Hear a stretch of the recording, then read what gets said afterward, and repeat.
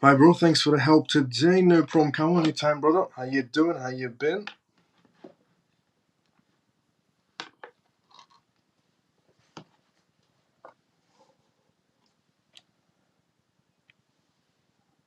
I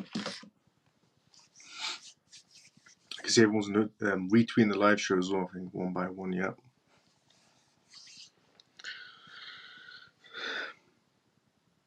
Evening, Miles and CMF. Joe, good to see you. How you doing? Manny, good to see you. How you doing? Evening, Miles and CMF. Let's go. How you doing?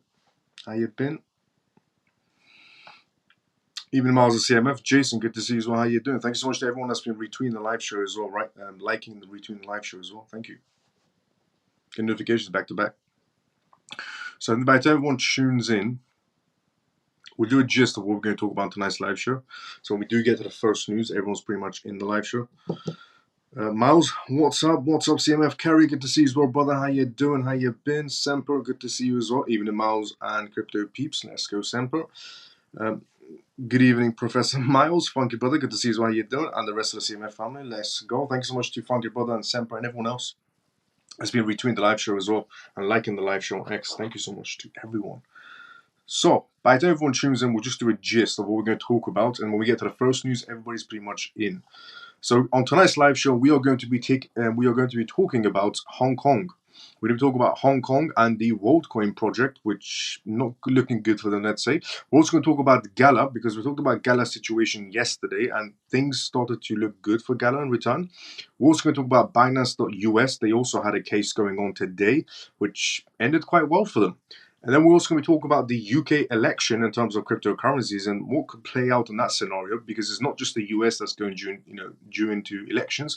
The UK is also going into elections, and the UK market does play a huge part also inside cryptocurrencies. We're also going to talk about the Gary Gensler situation that's going on right now and how there's only one left, which is just Gary Gensler. We're also going to talk about the House bill that essentially just passed today as well, and how that thing, essentially how it's going to be impacting the crypto space moving forward, and especially impacting certain cases that are going on inside the crypto space as well. We're also going to be talking about Coinbase CEO and his perspective on the FIT21 bill that was just passed today, where we talk about the SEC and how that's again looking bad for them. Not only has a bill just passed to essentially go against the SEC, but also the SEC is now being scrutinized for their Profimium situation, where they've been given some oddly leniency towards Profimium, and why have they been doing that? We're also going to be talking about lawyers regarding the United States SEC essentially approach on the tight approval of the Ethereum ETF situation, which was still going on regarding Ethereum ETFs. We're also going to talk about Japanese market space as well regarding Bitcoin and the company Meta Planet, who decided to back their entire company with Bitcoin. We talked about that a while back ago, but now we're going to talk about more because they're actually doing quite better for themselves according to new data. We're also going to be talking about a new thing that's happened inside the United States market space, which is the UK is about to officially launch the first ever BTC and Ethereum ETPSs on the Wisdom Tree inside of UK markets, which is massive news for cryptocurrencies as well. We're also going to talk about the sovereign blockchain called Europeum, which will be launched by EU countries. There's a blockchain being launched by EU countries as well. We're also going to talk about the Biden administration regarding CBDCs and the bill that was passed as well. We're also going to talk about NASDAQ regarding Ethereum ETFs, most importantly BlackRock ETFs, and so on. So quite a bit of mixed news to go through regarding ETF news, bills that have passed, how the bills will be affecting it, the UK regulations as well, the US regulations, the UK elections, Hong Kong's market space, Meta Planet's market space, and the European blockchain that's coming out as well. Quite a mixture of news to go through on tonight's live show. But before we go through any of that news, let's go inside the comment section.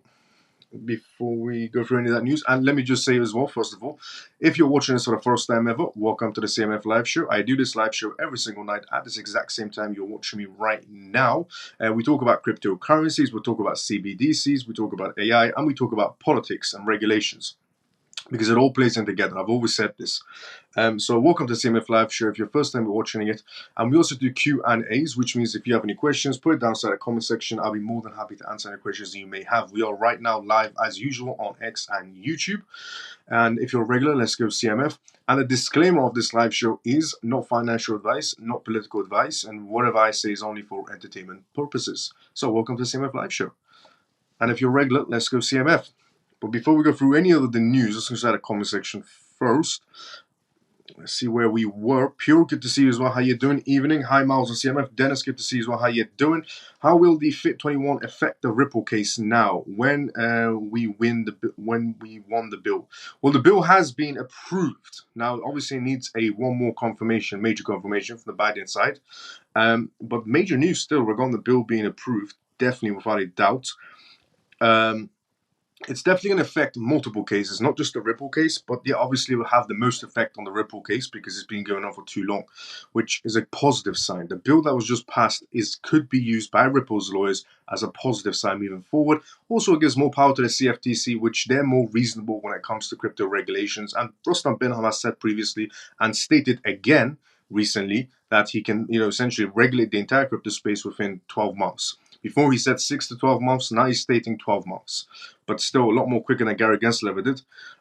So it's definitely going to affect the Ripple case, the Binance case, the Kraken case, the recent upbringing of the Uniswap case, or even the Coinbase case. It's definitely going to be affecting all types of cases, this Fit 21 bill. If their lawyers are smart enough in any of these cases, they can use that to their advantage. Hi, Miles. And we'll go more into that when I do go through the bill, but it's definitely going to play a big role. Hi Miles, I'll be retweeting and giving you likes like before, but for some reason I'm unable on X and on YouTube. I don't even get to chat on X. That is very weird, Gino, but thank you for letting me know. Good to see you on YouTube though. Thank you for letting me know. Can you please just call him by his real name, Weasel? Gary G is just his nickname. Let's go for it, brother. Hi Miles and CMF. Stormy, good to see you as well. How you doing, Stormy? How you been? Good evening, Miles and all CMF. JP, good to see you as well. How you doing? Just going from live to live, reminding people to buy some crypto this year. Let's go crypto more. Why not? Is it safe to use MEXC in the UK? Well, the application doesn't work inside the United Kingdom anymore. But you can, if you want to, still use them. I still use MEXC. I'm also, very close to one of their executives, mainly because I have my own, startup company. But I still use them.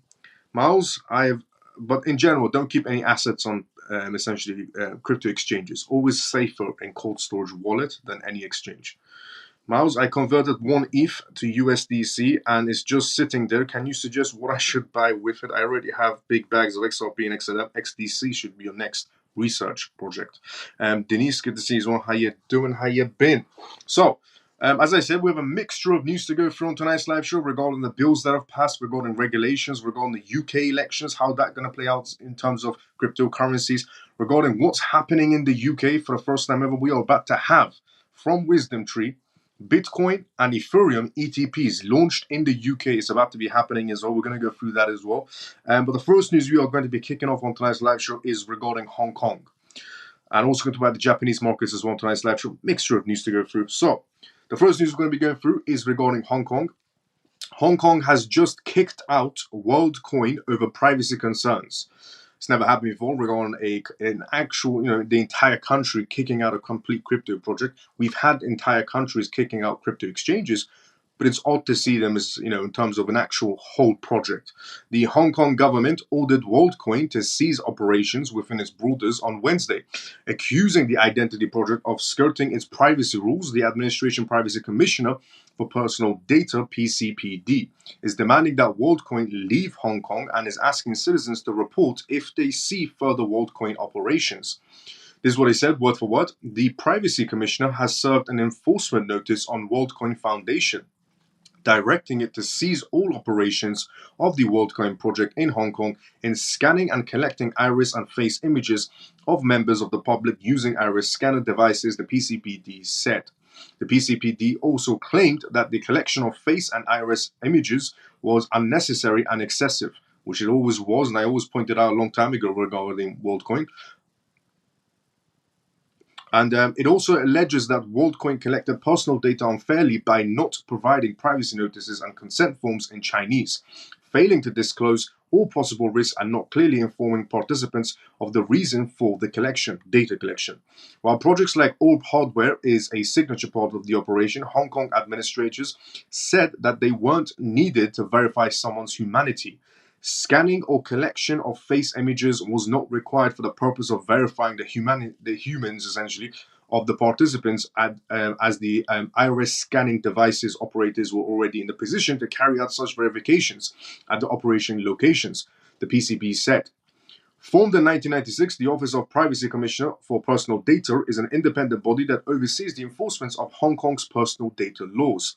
Launched in 2022, WorldCoin, developed by Tools for Humanity, co-founded by OpenAI CEO Sam Altman, and stewarded by the non-profit WorldCoin Foundation, uses controversial Orb iris scanners and its World ID application to combat bots by ensuring members or users of a system or an actual people. Participants are issued world tokens in exchange for letting WorldCoin scan users' biometrics. According to the Tools for Humanity, since its launch, the WorldCoin ID has drawn up 10 million users, so that means 10 million morons. Essentially, honestly, it means 10 million users, 10 million morons in 160 countries with over 5 million people, another 5 million morons, have verified their identities using the WorldCoin orbs. Who sells their identity in a digital world for $30 worth of WorldCoin tokens? If you sell your data for $30, you're an absolute moron. Taking into account biometric data is sensitive personal data, any wrongful disclosures or leakage of such data could lead to grave concerns. The PCBD wrote, given that there were less privacy-intrusive measures or means as an alternative option to verify the identity of the participants, the collection of the face and iris images for such purposes was not necessary and excessive, thereby contravening the requirements of our data protection principles. In other words, a lot of countries are starting to wake up to the idea that data is extremely important, especially going into a digital world, which is why, essentially WorldCoin has been completely kicked out of Hong Kong. It's not going to be the only country that does this to them. WorldCoin did not immediately respond to Decrypt's request for a comment. In March, the privacy concerns surrounding his Orb and his iris scanners, WorldCoin open source core components on GitHub, allowing researchers to examine the technology more deeply. Open sourcing typically helps to foster trust, transparency, and verifiability, while also encouraging developers to essentially developing communities to further advance the technology, a WorldCoin spokesperson for EC told Decrypt. This builds on the open sourcing of the iris code late last year and opened up the hardware nearly a year ago. So regarding WorldCoin project, it's not really looking good from any sort of way. Today, WorldCoin pushed up on the market space, but it's probably because WorldCoin is pumping their own token, because they have been jumped, essentially dropped from Hong Kong. The entire country is pretty much just kicked them out. And they won't be the only jurisdiction that does this. A lot more jurisdictions will be following them because we are moving into a digital world. And if the people are too dumb to realize it by selling their data for $30 worth of WorldCoin tokens, at least, the governmental data departments aren't that stupid to realize what the people are doing, and they're stopping it from happening, which is good. Now, Gala co-founder confirms hack says security incident led to unauthorized sale of 21 million tokens worth of coins. Now, the news originally spread yesterday as there were 200 million essentially dollars worth of coins dropped from Gala. Gala has decided to finally respond and said, no, we only got hacked for $21 million. And they fixed the issue. We'll go through that as well. Good evening, Miles and CMF. We're going to go first to the comment section. Miles, when do the KYC with all the exchanges, does that mean we have exposed ourselves by giving them our personal data? Yes. When you do KYC with exchanges, it does mean that you've essentially given your personal data to them. If they become compromised, then obviously your personal data will become compromised as well in terms of any exchange that you've used. However, if you don't do that, then you can't use the exchange either, and essentially you'll be, not having access to certain crypto projects or certain investments you want to do. So it's, if you really want to go for that project, then you have to do the KYC. Also, the KYC is there because of AML situations regarding anti-money laundering laws, which means the exchanges have no choice but to do it. So, Gala co-founder confirms hack says security incident led to unauthorized sale of 21 million tokens worth of Gala. The co-founder of Gala, Eric, is revealing that genesis of an exploit that led to the loss of crypto assets worth millions of dollars on the blockchain-based gaming platform. Eric says that the security incident triggered a unauthorized sale of 600 million, which is worth about $21 million of Gala tokens, and the effective burn of 4.4 billion tokens as well. According to Gala's co-founders, securing and removing unauthorized access to the Web3 gaming platform built on the Ethereum blockchain was intended and completed, and also completed less than an hour. It's important to note our Ethereum contract for Gala is secure and under protection of a multi-signature wallet. It was never compromised. We messed up our own internal controls. This shouldn't have happened. We are taking steps to ensure it doesn't ever happen again. According to Gala, they weren't hacked. It was an employee that went rogue, let's say.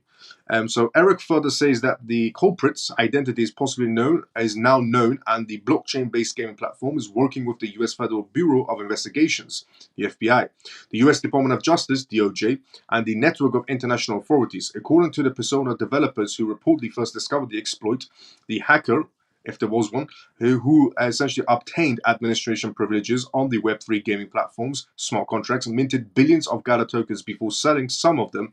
There is a cap on the number of Gala tokens that can be minted, but still 12 billion more tokens that have been minted before the cap. The attacker has let the addresses blacklisted so it can't sell or mint anymore unless they have access to another admin address. Gala is trading essentially at 4 cents in the last 24 hours, and it's been down a little bit. So apparently the Gala situation was an inside job. Somebody had access to an admin control situation. It could be a Gala employee, it could be a hacker, let's say in this instance. But yeah, it was an inside job regarding Gala essentially dumping on its own self and ETH pumping at the same time as well, regarding whoever was able to get admin access to Gala, selling tokens to buy Ethereum, to pump Ethereum at the same time as well, interesting enough. Now, obviously, the two owners of Gala are, if you don't know this, the two owners of Gala crypto project are a bit crooked. The two owners of Gala have sued each other before for stealing from Gala. Just a heads up if anybody is holding Gala. The two owners of Gala have sued each other before for, essentially ripping each other off, or ripping off their clients multiple times. Even the CFTC once decided to launch a case into one of the Gala Gala co-founders. So, the inside job could be, themselves also. There's a possibility of that. Now, but they are working with the FBI, so maybe it's not them too. The next news to go from tonight's live show is regarding Binance.us, because Binance.us was recently in a court battle as well, and they won. Nobody saw that one coming. Binance.us wins an appeal over Florida license suspension. Binance US actually won a case inside the United States. We're about to go through that as well, tonight's live show. Just before I go through that, let me go inside the comment section, see what's going on in here. If you have a comment, put it down inside the comment section as well. I'm reading everybody's comments one by one, as I always do. Good evening, Miles and CMF. Orphan, good to see you as well. How you doing? You provide KYC when you buy a property or open a bank account, so not much difference, which is a fair point. What Happy Pisces, mate. Hello, my friend. Hope all is well. Doc, good to see you as well. How you doing, Doc? How you been, brother? What's up, Miles and CMF? Billo, good to see you as well. How you doing? Happy Pisces, good to see you as well. Sofa, good evening, Miles and CMF. Good to see you as well. How you doing? It was probably the two owners, which is a possibility. Honestly, regarding the two owners, which is a fair point as well. JP made as well. Hello, Miles and CMF. Anna, good to see you as well. How you doing, Anna? How you been? Greetings, Miles. Lena, good to see you as well. How you doing? You should make membership on YouTube, and so we can donate. I don't want to charge anyone. That's the thing. I want it to be completely free, everything I provide. So basically, we are all morons. Then even worse, we don't get paid. I've sent my IDs to all my exchanges. No. You're only a moron if you sold your iris, essentially, if you scanned your eye for WorldCoin tokens. So you saw when WorldCoin was launching, just to rectify what I said. Not the exchanges. If you do KYC exchanges, that's not what I meant. I meant WorldCoin only. So WorldCoin, you had to scan your eye and they'll give you $30 worth of WorldCoin tokens. So essentially, people were lining up for 4 hours to scan their eye and get $30 worth of WorldCoin tokens. Essentially, they were selling their data, going into a digital wall for $30. Those are the morons. Not if you're doing a KYC with Binance. I hold Gala. Let's go, Anna. I hold it as well. It's the bottom of my list, but just something to know about Gala. The two co-founders of Gala are, not the most positive people. They are quite crooked. So, but it's at the bottom of my list regarding Gala. I do hold it, but it's not at the top, nowhere near it. It used to be a very long time ago. Now, Binance.US wins an appeal over Florida license suspension. Binance.US has won in its appeal against Florida's revocation of its money services business license. The State Office of Financial Regulations (OFR) emergency suspension order was deemed unlawful by the Florida First District Court of Appeals. The Florida Office of Financial Regulations (OFR) made suspension following Binance's CEO CZ pleading guilty to charges of violating U.S. anti-money laundering laws regarding the AML situation that happened back in November 2023. The court emphasized that the OFR was merely quoting the statute and did not provide adequate, essentially, grounds for the license suspension as allowed by law. The court further noted that over 170,000 state account holders may experience significant financial losses if Binance.US was mandated to quickly liquidate its digital assets, which they won't be doing now anymore. After CZ's plea, the OFR suspended the Binance.US license. 1 week later, it was the first state to take this action. On March 25th, regarding Binance submitted its appeal against the OFR, ruling in undisclosure documents. According to Binance.US, the state has temporarily paused new users from onboarding into Binance.US. This year, Binance.US has encountered suspensions or denials of license renewals in Alaska, Maine, North Carolina, and Oregon, and among other places. Other places in terms of the other, a lot of states have rejected them, and also a lot of countries have rejected them as well. It's unknown what Georgia and Ohio think of it. It never conducted business in Vermont, Hawaii, Minnesota, New York, Texas, or as it is Bitcoin exchange. The Florida case serves as a reminder of constant scrutiny and regulatory obstacles Binance must overcome to continue operating inside the United States and other countries. So Binance.US is about to be getting their license back from Florida. If Binance.US is able to get this license fully back from Florida, then that means, slowly the doors of Binance.US will be opening to the rest of the United States, which it is a great platform to use, regarding Binance. I mean, the normal Binance is definitely a great platform to use. Still to this day, nothing beats it, in my opinion, regarding Binance as an application. But yeah, this is major news for Binance, and they had to get some sort of a green light. I mean, CZ's out of the picture. The two CEOs are replaced. There's a lots of government entities from the United States inside of Binance right now, and also the government inside the United States is a department that has full access to Binance records 24/7. So why not trust them at this point? In other words, moving forward, when you have full access to Binance records 24/7, you have multiple government entities inside of Binance, and you've already replaced the two CEOs. Then why not just give their license back and let them operate slowly? But good news for Binance.US, honestly. Now, UK election is the next news we're going to be going for on tonight's live show as well. The UK election, so it's not just the American election coming up, which is going to play a big factor in revolutionizing how things essentially move forward, without a doubt, not just for the United States, but globally, essentially. But the UK is also coming up with an election situation going on as well, which also the UK plays a part in this whole crypto field.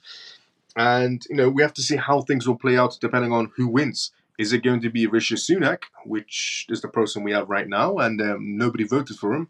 He just became into power because the person before him, she quit because things became too difficult. We actually had a prime minister inside the UK who was prime minister for about a month or two, and she quit because she said it's difficult. But she's getting paid for the rest of her life every year by taxpayers' money. Being a politician is like the best job. Because when you are a politician, you do absolutely nothing and get paid for it. And when you leave office, you still do absolutely nothing and you get paid for it. It's like the best job ever. You're always on vacation. Paid vacation is what a politician is, basically. I wish they would take my Gala because I can't even access it. Similar to 30 pieces of silver, what happened 2,000 years ago? Pretty much. True. Binance needs to win an appeal in Texas as well so they can resume business in the Lone Star state. In the Lone Star, I was about to say. Yes, they should do. Hi, Miles of CMF. George, good to see you as well. How you doing? And Kerry, good point. Happy Pisces, also good point. And JP, let's go. So UK election. UK election on July 4th. What would the Labour Party win mean for crypto? Right now, the UK, obviously, if you're not a part of the United Kingdom, but it does play a role essentially in the markets. If you're inside the crypto space, it plays a big role as well. Just not as much as the United States, but it plays a big role still. In the UK, we obviously have the Labour Party, the Conservative Party, the Tory Party, which is what's going on right now, which absolutely useless. The Reform Party and so on, which there's multiple parties, none of them are really good. Now, the Labour Party is the one that seems to be winning the situation. So, United Kingdom Prime Minister Rishi Sunak, leader of the Conservative parties, announced on May 22nd that general elections will take place on July 4th. The timing may come as a bit of a surprise to many, but the announcement appears to have received the uninhibited, essentially, approval of the United Kingdom's Labour Party, the Conservatives' chief rival for the PM seat. Much to be reported, essentially, of Rishi Sunak's fellow Conservatives. There is no secret why Labour is keen to get the election over with. As of the current local polling shows, overwhelming support for the Labour Party leader, Sir Keir Starmer, is basically what's going on right now. While the no guarantees in the world of politics, especially when it comes to the free elections, the historical presented indicates that Stemmer has an essentially outsized shot at winning the fair election compared to his rivals, including Rishi Sunak. This leaves the future of cryptocurrencies, blockchain, and related verticals in the digital asset sector in the flux, as the Labour Party has been somewhat essentially tight-lipped about how Stemmer-led UK government would approach regulations and growth in the industry. Because we know where Rishi Sunak stands in terms of cryptocurrencies and digital usage. He's very in favor of CBDCs and blockchain technology. As Cointelegraph reported back in 2022, Rishi Sunak made crypto a part of his platform and was elected with the promise that the UK would embrace the new technology to the benefit of the entire industry. Now, just 2 years later, there are bills still up for debate that Rishi Sunak Parliament proposed to try and pass ahead of the general elections, which at the time of their proposal were expected to happen later the year. With the July 4th election looming and the essentially prospects of the Labour Party victory seeming the most likely scenario, the crypto industry could face to reckon with a different future. Because if the Labour Party wins, then obviously Rishi Sunak's plans of making the UK a global hub for cryptocurrencies goes down the toilet. Unless the Labour Party decides to move forward and still make the UK a crypto hub. So unfortunately, there is not a lot to go on. The Labour Party hasn't made any party line essentially decreases concerning the future of crypto, nor taking any headline stances for and against related technology such as blockchain. The only thing that we do know regarding Labour Party and blockchain technology is, in January, the Labour Party published a document. In that document regarding finance platforms, while it didn't mention the words cryptocurrencies or blockchain, it did say that embracing securities tokenizations and central bank digital currencies were a part of the party's vision for the United Kingdom, which is an indication of they're in favor of CBDCs and tokenizations, which is blockchain technology. So, by the looks of it, Labour is going to be carrying on Rishi Sunak's work if they do come into power and we do have a new prime minister in the United Kingdom. Does seem to be, in other words, the Labour Party is going to be moving things forward. So the UK could still remain as a crypto hub. It's not yet. It's going to become a crypto hub, but in other words, it's en route still to become a crypto hub, even if we do have a Labour Party. It does seem to be also that they are winning so far. Now, SEC Gensler. SEC Gensler going rogue in solo quest to stop US crypto legislations. Remember me a few nights ago on this live show, I said that, and then there was one. So a few nights ago on this live show, I read out a news that essentially members of the SEC, high-profile members of the SEC, are leaving Gary Gensler one by one, and they're starting to work in pro-crypto companies, pro-crypto law firms, and so on. And I said, and then one day it's just going to be, and then there was one. You know that famous saying, and then there was only one? It's basically what happened to Gary Gensler. And I said it's a few nights ago, interesting enough. And the title of this is The SEC, Gary Gensler, going rogue in solo quest, and then there was one to stop US crypto legislation. This is about what we're going to be going through next. But before we go through that, let's go inside the comment section. So, Binance needs to, yep, I already said that one. And there we go. Miles, any thoughts on LQ2Y? I used to hold that project. It's an alright project. I used to hold it a while ago because I never changed it over, and I'm now sick of it. Looking at it, yeah. Just a word of advice regarding what happened to JP and what everybody else should, obviously do so they don't fall for it. I've always said, learn from other people's mistakes. So JP, sorry about this. So basically, JP, didn't essentially upgrade his projects. What I mean by that is, when projects go from version 1 to version 2, if you are holding a particular crypto project, always check out, just in case, in a very simple, and I'm going to be saying in a much more simplified way, which is, some projects do tend to, upgrade their projects in a very simple way, and you might want to be looking out if there's a version 2 coming about or version 3 of that project. And if you don't do it, you get stuck with your old tokens, and which become absolutely worthless. So, and they always give you a timeline as well. So always look out for that timeline. Always, try to update yourself about the crypto projects you're holding, just in case, so you don't end up holding the old tokens, which are absolutely useless when the timeline passes. So learn from other people's mistakes, in other words. Good evening, Miles and CMF. Free and forever. Good to see you. How you're doing. JP, sorry about that. Nobody votes for Sunak. That's true. Nobody voted for the guy. He just appeared, I'll be honest. Hi, Miles, and my good to see you. Sam. How you doing?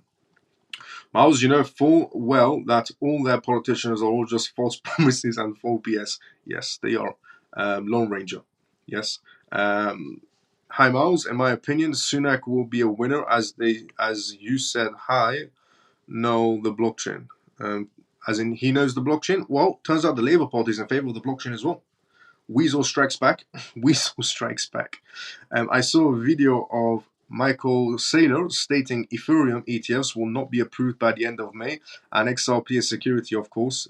He did, BTC King, which is true. Regarding, Michael Saylor, what Abby Pisces just pointed out inside the comment section, it's true. Michael Saylor, as much as he is an intelligent man, not taking away anything from Michael Saylor. He's an incredibly intelligent man. He knows what he's doing when it comes to business. I mean, he's got billions to his name. He runs $1 billion company, MicroStrategy, MSTR stock, and is doing incredibly well for itself. But he is a bit emotional as well when it comes to his assets. I mean, he's blindsided just by Bitcoin. Or, not saying Bitcoin is bad in any sort of way. It started this whole situation of cryptocurrencies. We're all in crypto because of Bitcoin and so on.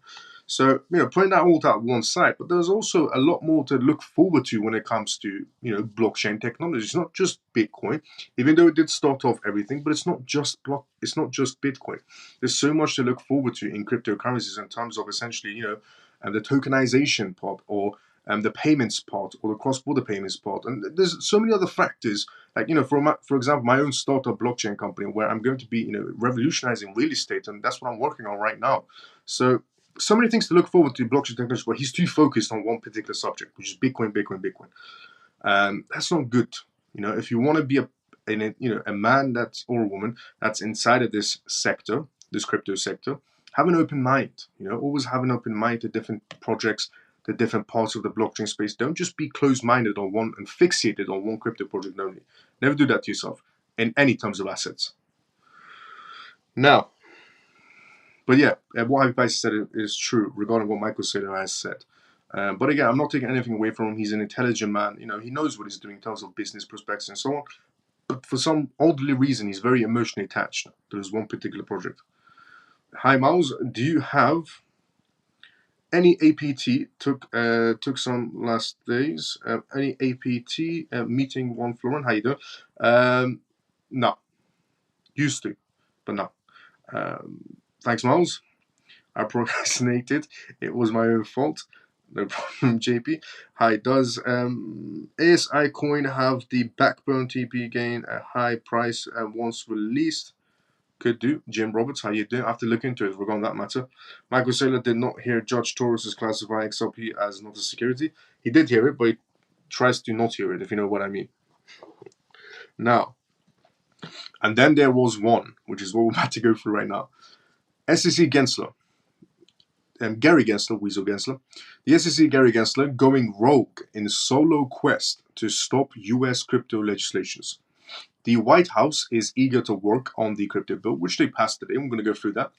That was the sentiment of its latest statements today, putting the administration on the record again about the wanting of new digital asset policies to protect investors.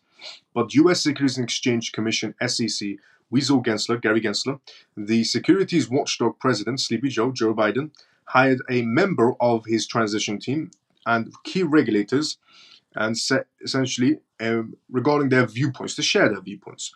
Gensler's strong view that existing laws give his agency plenty of authority seems to go against US regulatory agencies, the White House, and his Treasury Department. Gensler, in a statement he issued against the Financial Innovation and Technology Act, which was the FIT21 Act that passed today. So Gary Gensler made a speech or an email type of situation to completely go against it. As the bill heads towards the vote that expected to count a significant number of Democrat supporters, accused essentially crypto firms again of showing their unwillingness to comply with applicable laws and regulations for more than a decade. This is what Gary Gensler said. That everybody's going against them inside the crypto space. Everybody goes against them inside the crypto space, and Gary Gensler is the only man that's correct for some orderly reason. Variously arguing that the laws do not apply to them or that a new set of rules should be created and applied to them to excuse their past conducts. The crypto industry record of failures, frauds, and bankruptcies is not because we do not have rules or because the rules are unclear, Gary Gensler argued. It's because many players inside the crypto industry don't play by the rules. What rules is the number one question everybody should be asking. What rules? Because according to Gary Gensler, nobody's playing by the rules inside the crypto space, and there's so much fraud and bankruptcies going on and failures going on. And it's because many players in the crypto industry don't play by the rules. What rules, Gary Gensler? Since the day you decided to go after cryptocurrencies, we don't have a single rule. And the one rule you did have, which was the Howey test, every time someone tries to use that, or you use that in your favor. But someone tries to use the Howey test against, Gary Gensler to go against his favor. He says that, the Howey test doesn't apply to this. We don't even have a single rule. And then you tell, crypto platforms or crypto projects to come and register themselves with the SEC with open arms. And then when they come to the SEC to register themselves, you sue them.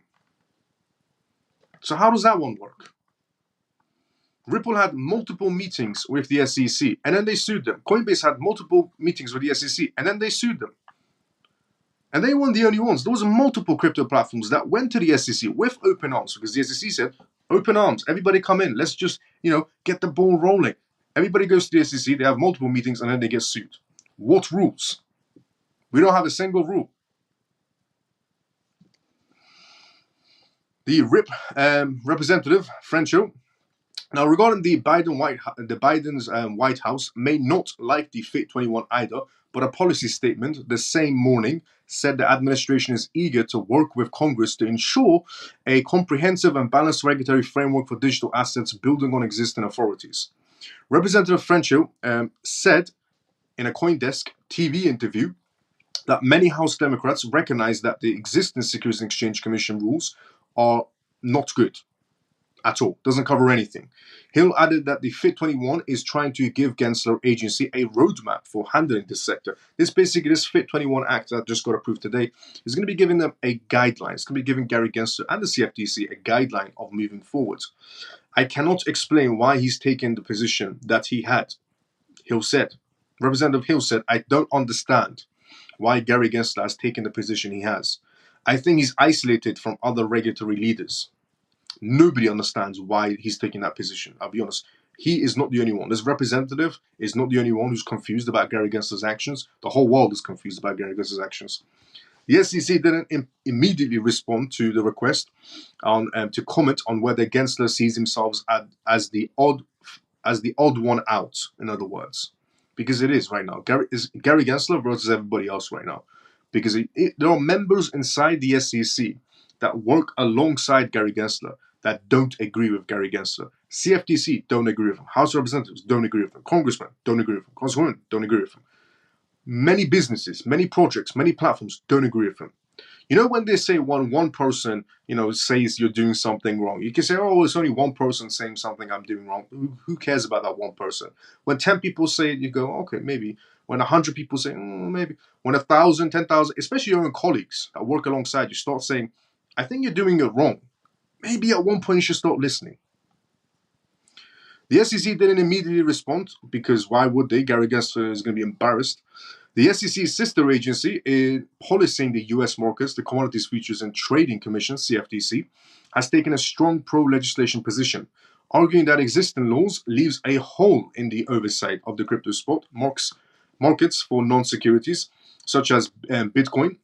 The CFTC chairman, Rostam Benham, who's also Persian, let's go, has told lawmakers that Congress needs to act on crypto legislations, and he said that if the FIT21 passes, which it did today, his agency can build a regulatory framework within 12 months. The CFTC, Rostam Benham, right now he is ready to essentially move forward and within 12 months regulate completely crypto space in the United States. A CFTC spokesperson told CoinDesk that the agency would not comment on the bill so far because they don't want to give up their plans, but he is ready to regulate it and create an absolute framework for the crypto space within 12 months. Something that Gary Gensler has failed to do in years. Consumer protection groups seems to be in Gary Gensler's corner on this, and Mark Hayes, a senior policy analyst for the Americans of essentially all the financial reform and demand progress, dismissed the apparent contrast among different corners of the federal government. It reflects slightly different takes on what's important and the art of what's in politics, he told CoinDesk in an email. The regulators all have different tools to address in regarding crypto regulation matters. Some of them have exercised that role effectively, others could do more. Well, Gary Gensler could do a hell of a lot more. He's done nothing so far. The spot markets gap could be fouled by separate legislations, naming the SEC, its regulator, said Hayes, who argued that in matters of investor protection, the SEC views should get some essentially differences, despite the CFTC's playing the spoiler. His groups are among dozens of organizations opposing the FIT21 on consumer protection grounds. The federal courts, despite Gary Gensler's contention that judges have agreed with his agency time and time again on crypto matters, haven't yet essentially provided consistent answers on whether tokens should be treated as a security. And the final say may still need to come from US Supreme Courts. So it's a race between Congress and the courts on who will define how tokens such as Bitcoin, Ethereum, Tether, and Solana and XRP and so on should be handled inside the United States. Among other government voices clamoring for crypto legislations, Treasury Secretary Janet Yellen said earlier this year that Congress should pass legislation to provide for regulation of stablecoins and of the spot market for crypto assets that are not securities. The Treasury interest in the spot markets and illicit finance doesn't leave a clear picture yet on exactly what the administration financial arm would be interested in for essentially for crypto oversight. Though the White House has uncertainties because of the FIT21 Act, as in Sleepy Joe has decided to wake up from bedtime and decide to look into FIT21. Look, I'll be honest, it's not Sleepy Joe pulling the strings, it's his administration. Sleepy Joe essentially has two brain cells left. One is to be able to stand, the other one is to be able to walk, and he can't do either one of those correctly either, so. But whether the government likes or not, that's the first crypto bill that will receive a vote in one of the chambers of Congress, leaving it as the most prominent piece of digital asset legislations in the conversation. We're disappointed that Chairman Gary Gensler doesn't see that this is better than the current law and gives him the tools and abilities and essentially the process that can allow him to be a better regulator and a better supervisor in this space, Representative Hill said. Yeah, because Gary Gensler doesn't want that. Gary Gensler's been trying to lobby things in his way for a very long time, and he's got away with it for a very long time as well. But, and then there was one, which is just Gary Gensler by himself. Now, the next news about to go from tonight's live show is regarding the bill that just passed today and how things will play out. So regarding the US House passes market structure bill to regulate the crypto industry. which is big news that happened today. But obviously, there's still part 2 left of that bill. But we're going to go through it on tonight's live show. The details of how things will play out, who does what, CFTC, SEC, and moving forward, and how many people voted and how many people didn't vote. And apparently, Senator Elizabeth Warren lobbied in some votes as well. We'll go through that. But before we go through that, let's go inside the comment section. So, here we go. Where was I? Because I'm reading everybody's comments one by one, as I always do. Here we go. Hello, Miles of CMF. G, good to see you. How you doing? How you been? Gensler is a virus. He's a parasite, is what he is. I agree. Why are you speaking like a square? Cut the accent. It's annoying. Like a square, cut the accent. It's annoying. It's not an accent. I'm in the UK. I have a British accent. What do you want me to have? It's a very odd thing to say. I actually don't know who is worse, Gary or Sleepy Joe at this point. Yeah, neither way, I'll be honest with you. Miles, tomorrow is a big day for XRP hearings. We should hear something positive, hopefully. Good evening, Miles, and on CMF. Iman, good to see you. How you doing? When it's over, it's going to be Pop Goes the Weasel. Pop Goes the Weasel. How's everyone doing today? Iman, good to see you. How you doing? And this is a guy that was teaching crypto at MIT for years. He's a nut job. He definitely is. Honestly, he's been wasting everybody's time for a very long time. Gensler the Weasel is just a delusional power freak. Facts. Let's go simple. Really, no kidding. What rules? If he would, only put some out. Honestly, Gina, facts. Gensler is very desperate to bring at least one win for the SEC before he loses his seat. Gensler holds XRP. Hi, Miles of CMF. Mike, good to see you. How you doing? How you been? Gensler is like a dirty rash that doesn't go away. Gary is just an actor. It's not him rejecting crypto. It's the people behind him needing more time, which is also true as well. I thought the market would pump after the big FIT21. Not yet.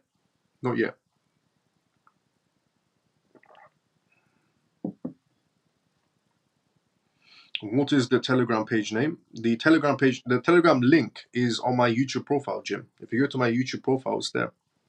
The Telegram link. Crypto Mouse Family is the name. Crypto Mouse Family. But if you go to my YouTube profile, the link is there. Just click on the link on the Telegram link. It'll lead you straight into your Telegram app, and then you can join the group. And welcome to the CMF. So, US House essentially passes market structure bill to regulate the crypto industry. The US House of Representatives passed a crypto market structure bill that aims to regulate the industry at large, marking the first time comprehensive crypto legislation has been voted on essentially in the House, in the full House. The House voted 279 to 136 today to pass the Republican-led Financial Innovation and Technology for 21st Century Act, also known as FIT21. 71 Democrats voted in support of the bill. FIT21 would grant more power and funding to the Commodities Futures Trading Commission, which is brilliant, to oversee crypto spot markets and digital commodities, particularly Bitcoin. The bill also creates a process to allow for the secondary market trading of digital commodities. If they were initially offered as a part of an investment contract, stablecoins and anti-money laundering essential provisions are also in the bill. Though FIT21 is unlikely to be brought up in the Senate this year, the bill could set the stage for next Congress in January, which is part 2. Remember how I said there is a part 2? Everybody assumed that this is, full-on green light moving forward, which it is up to a certain extent. There's still part 2 to go through, essentially, which is in January time.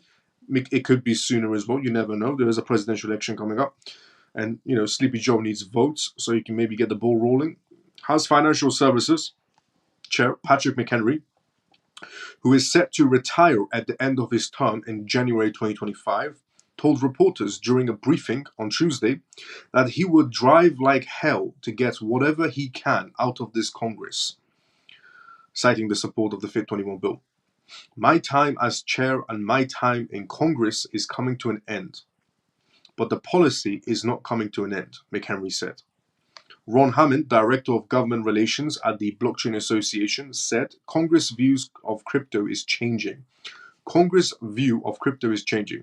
Now, a lot of people will probably see this and go, "Oh, I can't believe, politicians are in favor of cryptocurrencies all of a sudden. This is amazing. They're embracing crypto technology." Not really the case. It's because Ripple, Coinbase, and a few other platforms came together and created a crypto fund for any pro politicians, which the fund is about $76 to $78 million inside of it, which means any politicians that all of a sudden become pro crypto get a piece of the pie of that $76 to $78 million. And if you want to get votes, or if you want to get something done in Congress or any political campaigns, you have to buy your votes. And obviously, you can't directly go and buy a politician, but you can create a fund to get everybody on board. It's essentially what's happened. None of these politicians have all of a sudden came to the conclusion to embrace cryptocurrencies. No, they're embracing their wallets is what's actually happening. Which is, I don't mind, it gets the job done. In the past 48 hours, we've seen crypto grassroots and political forces result in systematic shifts in opinions of the industry here in DC. Hammond said in a statement to the block, "This view of the industry seems to not only be shifting opinions of the industry in Congress ahead of the FIT21 vote, but potentially rolling back the regulatory barriers the SEC chair has tried to build his legacy around. The FIT21 is a massive turning point," Hammond added. "The link between crypto voters and the upcoming election is essentially undeniable, though it seems that the Biden administration is starting to finally wake up to the potential consequences of continuing with the status of vetoing everything." The vote on 21 FIT bill that came through today comes after the Senate and House passed a measure withdrawing a Securities and Exchange Staff Accounting Bulletin, which established a certain accounting standards for firms that the custody crypto set, essentially. The resolution drew some Democrat support, including from Senator Majority Leader Chuck. However, the White House has said that President Joe Biden would veto it. On Wednesday, the White House said it opposes the FIT21 bill act, but is eager to work with Congress on regulatory frameworks for digital assets. Criticisms of the bill. House Financial Services Committee, ranking Democrat Maxine Waters, told the House Rules Committee that the FIT21 was one of the worst bills she's ever seen. FIT21 would stretch the CFTC's resources, weakening the agency's enforcement of industry, Waters said. So, apparently, to Maxine Waters, the FIT21 bill that was passed today was the worst bill she's ever seen. Because she sees it as, the SEC has 4,500 staff members according to its website, while the CFTC has only around 700 employees according to fiscal year of 2024 budget documents. So she's saying that, the CFTC can't handle it. They only have 700 employees, while as the SEC has 4,500 employees. Now, she thought making this point makes her look intelligent. You're making this intelligent point, in her opinion, that 4,500 employees are in the SEC and 700 only for the CFTC. So how can the CFTC, essentially get a job done? Well, it's not really an intelligent point to make. And why it's not an intelligent point to make is because 4,500 people from the SEC couldn't do it over this many years. They couldn't bring out a single regulation for this many years. So the embarrassing part is that because these 4,500 employees for the SEC, including Gary Gensler, couldn't do a single thing for the regulations of parts on cryptocurrencies and fraud was still continuing, 700 people have to come inside right now from the CFTC to fix their FUCKED space up. So she thought she's genuinely making a good point. There's 4,500 employees from the SEC, but only 700 from the CFTC. How's that a good thing to give it to the CFTC? Well, because 4,500 employees failed to do what they were initially tasked out to do. Therefore, 700 employees have to step in to fix their F-ups. So not really a good point to make. You just embarrass the SEC even more, to be fair. Let me let you on a secret that the big crypto doesn't want you to know, even under this bill. Waters said. Maxine Waters, she continued to make intelligent points in her point of view. The CFTC does not get enough authority to regulate crypto in this bill. Yes, they do. The SEC chairman, Gary Gensler, has also criticized the FIT21 and said it will create a new gaps in regulations and throw away the Howey test, which was useless in the first place anyways. A 1946 U.S. Supreme Court case frequently cited by the SEC in cases involving crypto. to determine whether an asset qualifies as an investment contract and therefore a security. So the how we test situation, that's gone out the window as well. That's never going to be used. The crypto industry records of failures, frauds, and bankruptcies is not because we don't have rules, well, it kind of is, or because the rules are unclear, which it is. It's because many players in the crypto industry don't play by the rules. You don't have rules. You can't make a statement of, nobody plays by the rules, so everything goes along and everybody does frauds and scams. You don't have rules. It's like a baseball game with no rules and everybody does fouls. Or a football game with no rules. Everybody does fouls. Everybody just, fouling back to, illegal movements inside the football pitch, back to back. And then when somebody does an illegal movement, you go, oh, you're not following the rules. What rules? If you don't have rules, you can't say, well, nobody's following the rules. What rules? And he keeps on making this statement. Gensler said in his speech Wednesday, we should make the policy choice to protect the investing public over flisting business models of non-compliant firms. What's next? There is not a campaign bill for the FIT21 in the Senate, and top lawmakers in the Democrat-controlled Senate have not shown interest in the bill or have opposed it in the past. Investment bank TD Cowen said earlier this month the bill stood no chance of becoming law in Congress, which it did so far, but noted it could shed light on how Democrats and Republicans view critical issues such as anti-money laundering laws and essentially investing in protections. Senator Christian Gilbert, DNY, and Cynthia Lummis released a comprehensive bill to regulate crypto. In June 2022, called the Responsible Financial Act, Innovation Act, back then. But that's not a companion bill to the FIT21 and has yet to gain an appetite on the Hill. Meanwhile, lawmakers have forged ahead on the stablecoin legislation in the House and Senate, led by Gilbert Lummis, Mick Henry, and Waters. In the House, there has been disagreements on who should be the primary regulator of stablecoins, and talks have been in the holding pattern. Mr. McHenry and I worked for 2 years to put together essentially a stablecoin bill, and I think we could have gotten one, but for some resistance. I understand from the opposite side of aisles. Waters said during the House Rules Committee hearing, essentially on Tuesday, I think we should have pursued that. I think that we could have gotten it, but instead, here we come up with the market structure, which is so different. So essentially, she's became absolutely useless. Maxine Waters, Gary Gensler, they are all absolutely useless. And, also Senator Elizabeth Warren, also useless. Sleepy Joe, useless. Quite a lot of useless people going on in terms of politics. But yeah, Gary Gensler using his favorite quote of, they don't follow the rules. Nobody knows what that means. And regarding Maxine Waters trying to make an intelligent comment in her opinion, there's 4,000 employees in the SEC and only 700 in the CFTC. That makes the SEC look worse. It's not an intelligent point to make. I mean, you've already said the SEC is incompetent. Now you just call them morons. Now, Coinbase CEO also made a speech regarding the FIT21 bill that just passed today. But if we go through that, let's go inside the comment section. When do you expect alts to start pumping? Next week? Next few weeks? Should be. Possibility. A friend asked if I would sell my XRP if it dropped to 10 cents. I think I would sell my left to buy it.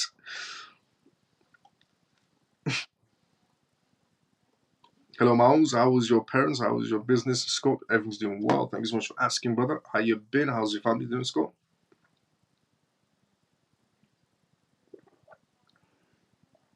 Miles, when the sheep heard the dog barking, they all move the same time and way, which is facts, what Emo said. Good point. Good analogy. So, Coinbase CEO Brian Armstrong says FIT21 can finally essentially create a clear crypto regulation. Coinbase CEO Brian Armstrong commented on the House of Representatives vote on FIT21 that happened today, or the financial innovation and technology for the 21st century on social media platform X. Brian Armstrong called it a historic vote, which I agree, adding that it will finally start to create some clear rules to regulate cryptocurrencies, if passed into law.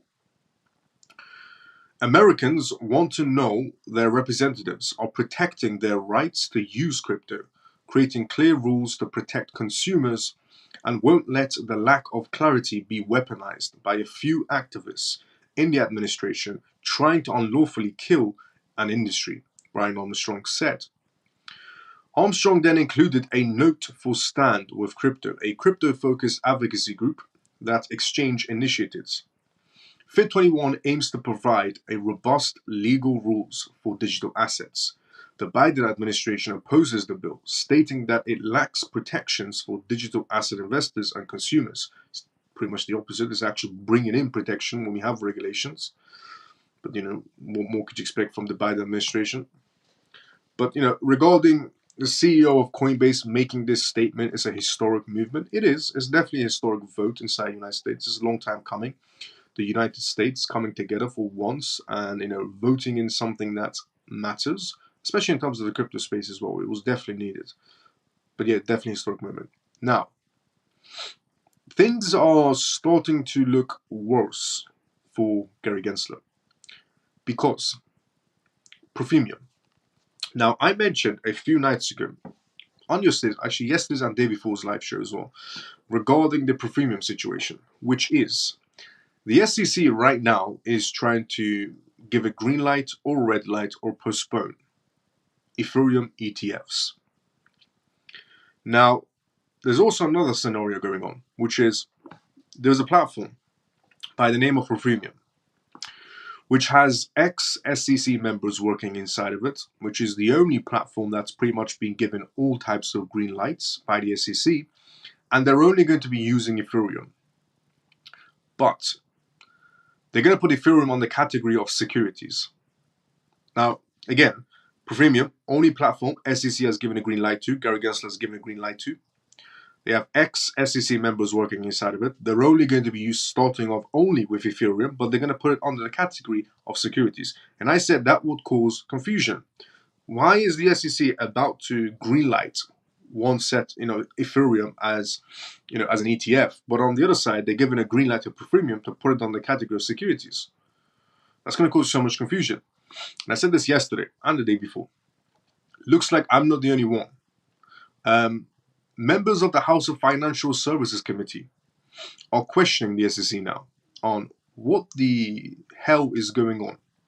So just in, the SEC faces probe over Profemium's plans to custody Ethereum. Members of the House Financial Services Committee are questioning the SEC about the regulatory uncertainty of Profemium's recent move to provide custody solutions for Ethereum's native token, Ether. The chairman of the committee, Patrick Henry, along with the chairman of the subcommittees, French Hill and Bill, has raised questions over the responses provided by the SEC regarding the nature of activities that are permissionless for entities like Profemium, which falls under the category of Special Purpose Broker-Dealer, SPD. This inquiry comes after the digital asset platform Profemium soft-launched an Ethereum custody service, which essentially it has classified as a security under current federal laws. So Profemium has already, categorized Ethereum as a security by Profemium, only platform greenlighted by the SEC. This classification isn't consistent essentially with the Profemium position, even though there is a controversy essentially within the industry on the possibility of such a classification. In response to this announcement by Profemium, the House Financial Services Committee has once again demanded that the SEC to give more explanations, essentially elaborate on why is one area giving it a security title and then why are you giving it an ETF title.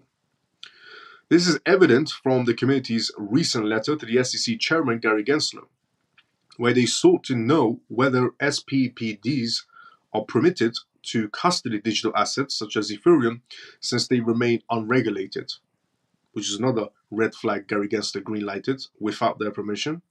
The lawmakers' concerns were further compounded by the SEC's inability to adequately respond to a prior request made on March 26. So on March 26, they did send the SEC one letter stating, please elaborate on Profemium. Why are you giving them special privileges?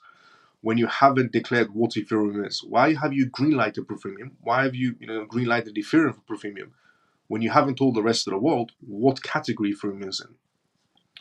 And the SEC didn't reply. Gary Gensler thinks he's above everybody.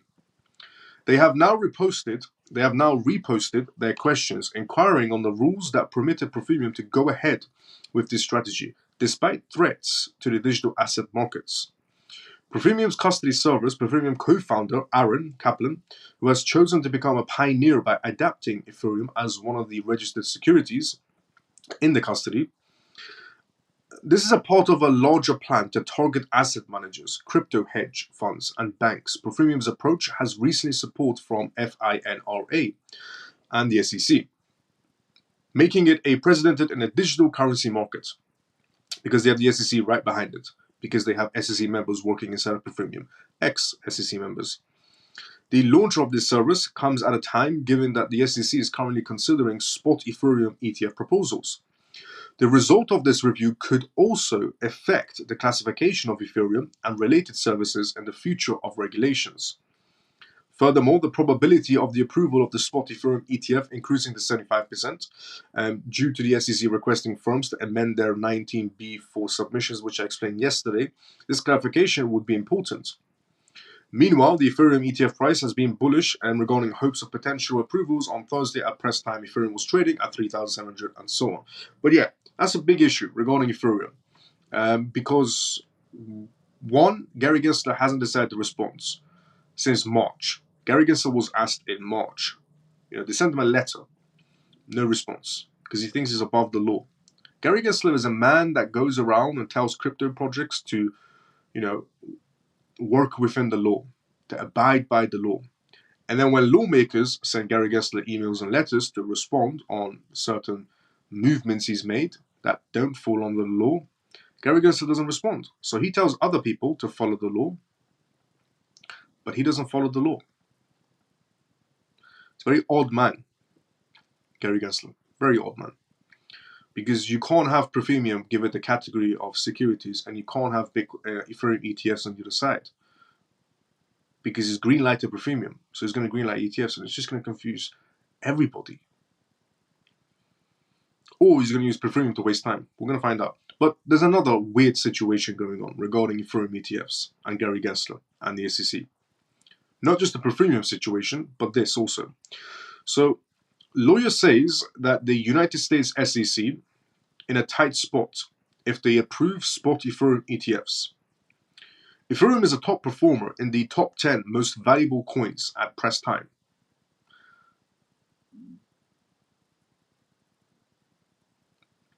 Sorry about that. Ethereum is at press time, Ethereum is a top impressive 30% at steady above $3,700, which it was sitting at that point, as bulls slice through the immediate resistance levels. The trigger is the United States Securities and Exchange Commission, SEC, possibly approving the first spot Ethereum exchange traded funds, ETFs, this week or in the coming days. Why the United States SEC approving spot Ethereum ETFs will be huge. However, the excitement is high and traders expect further gains, and even above 4,100 and all-time highs. The potential approval of this derivative product has initiated a legal debate surrounding the classification of Ethereum. And Jake, a lawyer who often comments on crypto matters, took to X, arguing that should the commission proceed to greenlight the products, the decision would be a tactic acknowledgement on their part of. This is what makes no sense as well. So, according to the SEC, if the ETFs, don't take away their staking situation, they won't be approved. The Ethereum ETFs won't be approved, regarding that matter, if there's staking involved, because that makes Ethereum a security. If you're doing staking, it makes Ethereum a security. So, would that mean that when the SEC greenlights Ethereum ETFs, the Ethereums that are staked will be considered securities? Because the SEC is telling, essentially, because he's throwing so much confusion. It's not just the premium confusion that's going on, where they're categorized as security, green lighted by the SEC, but there's also the other category of the SEC is telling, Bitwise, Fidelity, everybody to remove staking from their ETF applications. And then they can, pretty much get green lighted for Ethereum ETFs because the staking part makes it a security. So would that mean Ethereums that are staked are considered securities, and the ones that are in the ETF situation are not, and the ones that are not staked are not securities? It comes back to that confusion of the Ripple case where they said, the one on the secondary markets not a security, the other one is a different type of scenario. He's creating mass confusion for no apparent reason. The guy understands fully what is blockchain technology. He taught blockchain technology at a university essentially to MIT students. Gary Gensler is, not one of these politicians that pretends to understand what blockchain technology is. He knows what blockchain technology is. He fully understands it. He's taught it to MIT students. So why is he trying to create this incredibly mass confusion? One, giving Ethereum a green light, and telling them, essentially put a category of securities for Ethereum. On the other hand, he's telling, Bitwise, Fidelity, and everybody else in Galaxy Digital to remove the staking category because that will make Ethereum a security, and then they could get an Ethereum ETF. But then what happens to the Ethereum that is staked? He's creating mass confusion, is what he's doing. So this lawyer did make a good point. The decision would be a tacit acknowledgement on their part that all unstaked Ethereum in circulation is commodities, similar to Bitcoin. He notes that this decision would be a major policy move from a strict regulator. Over the years, the United States SEC has hesitated to classify any asset besides Bitcoin as a commodity. Any move to approve spot Ethereums would be moving the Commission's hand indirectly, making them endorse ETFs and Ethereums as a commodity similar to Bitcoin. It would only make sense like spot Bitcoin ETFs issued by, among others, ProShares and Fidelity. The product will track the price of all unstaked ETH. So only the unstaked ETH will become under the category of commodities. And if your ETH is staked, it's a security. Once this gets green-lighted regarding ETFs on Ethereum. And they're going to track every Ethereum to make sure if that was unstaked or this was staked. Following the regulator's reported request to the direct interest, spot Ethereum ETF issuers to amend their applications, analysts note an interesting change. Combining the recent 19B4 filings submitted to the United States from the applicants like Grayscale, issuers continue to classify their shares under the commodities-based trust shares rule. Additionally, Fidelity's application explicitly mentions that its Ethereum will not be staked, is what essentially Fidelity said.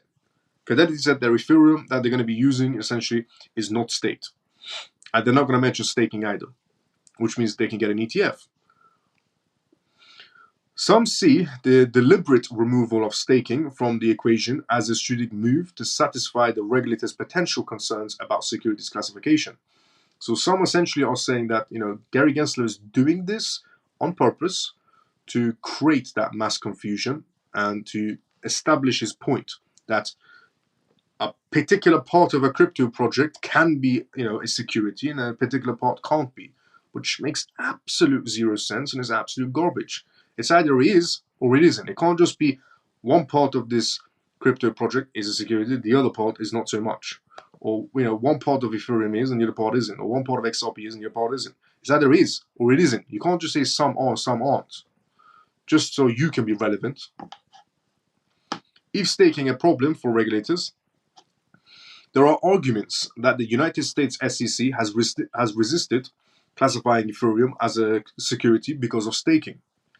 Being a proof-of-stake network, the promise of a yield could likely be interpreted as the network offering a guaranteed profit or income. This feature in turn might align Ethereum as a security under the Howey test criteria, if it did apply. In that case, Ethereum would be a security and must be registered with the regulator. So if they approve Ethereum ETFs, is Gary Gensler going to play the trick card of the staked Ethereums will be considered securities, and the Ethereums that are not staked are not securities? And then he's going to stay relevant and say, well, I told you, some parts are securities, some parts are not securities. Still, some say the Howey test is obsolete, which it is due to that FIT21 bill right now. Considering the Ethereum and digital assets in general are emerging asset classes. Representatives of Tom Himmer took to X on May 21 to provide clarity, saying ongoing efforts are being made for legal clarity. Via the Securities essentially Clarity Act, this legislation aims to establish that a token itself does not automatically constitute as a security, which I agree with, because it's stupid, absolutely stupid to say half of it is and half of it isn't. It's either is or isn't. And he understands what staking is. Gary Gensler fully understands what staking is. He's an MIT, he's taught MIT students regarding blockchain technology, and it's not security if it's staking. Staking helps to maintain the network, and you get rewards, on that basis. But you're helping to maintain that network, and he understands that part. Look, the only way to get around this is Gary Gensler needs to be fired, because he is absolute poison for this market space. There's no way around Gary Gensler, and he's an absolute poison. So this FIT21 bill, the CFTC has to take the bulls by the horns, because Gary Gensler is an absolute poison.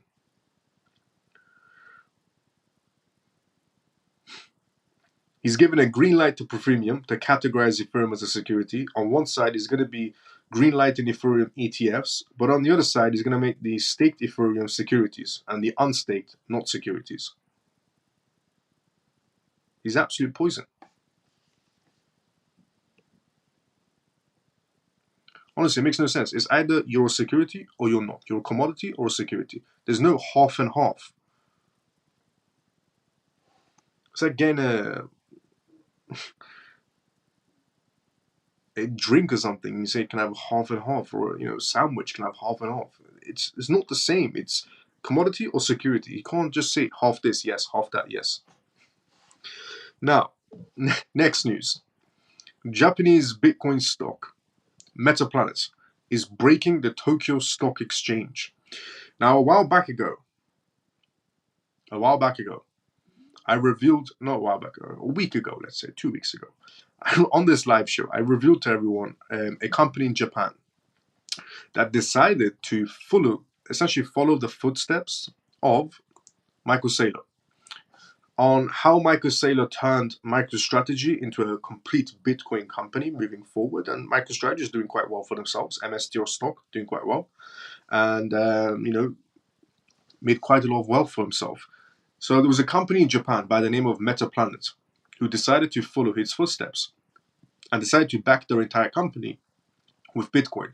And they said they're going to be buying Bitcoin no matter what. As in what price it's sitting at, they don't care. They're buying it. And since that day they started, their stock is about 50% raising in value. We're about to go through that now as well. But before we go through that, let's go inside the comment section.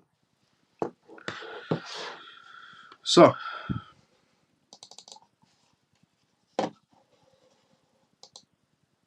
there we go. And by the way, I'm reading everybody's comments one by one. If you have a comment, put it down inside the comment section. Here we go. I was here. Why don't they stop signing bills to send money overseas and sign some real bills? Which is a fair point. Oil up. I'll be in 10 minutes. Let's go. This could be all part of a big game, a big plan. It does seem like it, doesn't it? How are you, Mr. Miles? I'm doing great, Ronnie. How you doing? I'm lost on all of this. Just want they want.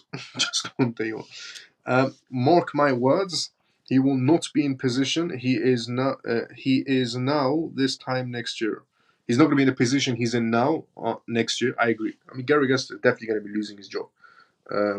Absolutely, he needs to. I'm surprised nobody's found anything on Gary Gensler yet. Politicians do tend to find things on each other. Surprising, Gary Gensler is that clean. Nobody's been able to, motivate him to do different movements. He's obviously been motivated into one particular angle. I'm surprised nobody else found something to motivate him in a different angle.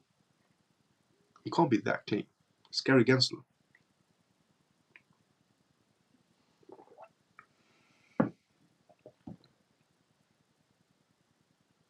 So, Japanese Bitcoin stock Metaplanet is breaking the Tokyo Stock Exchange. Metaplanet Inc., known as Japan's MicroStrategy on crypto Twitter, has outperformed every other company on the Japanese stock market since the start of the week. I mentioned Metaplanet for everyone about a week back ago regarding Metaplanet doing this. So, and I said if you are in the stock market, you might want to be looking into Metaplanet as well. So over the past 2 days, shares of Metaplanet have risen 50% of value, moving away from the 41 JPY at Monday's close to 90 JPY as of Wednesday. That's 2 consecutive trading sessions of Metaplanet reaching its maximum daily gains, as enforced by the Tokyo Exchange TSE.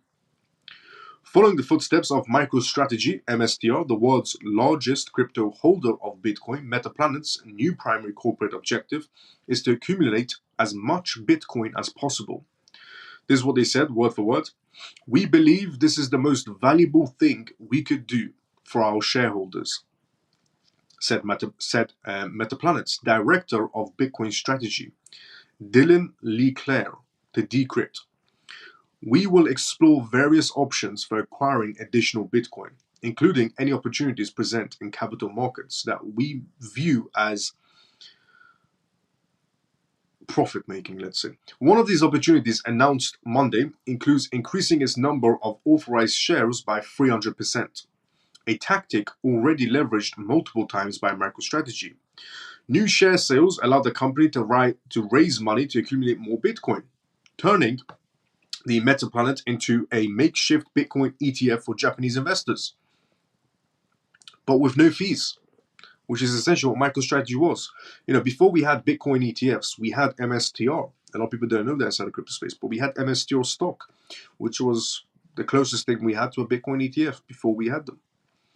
We plan to continue buying Bitcoin, no matter the short-term exchange rate fluctuations, given the asset's absolute scarcity, a stark contrast to the reality of weakening political currencies, they added.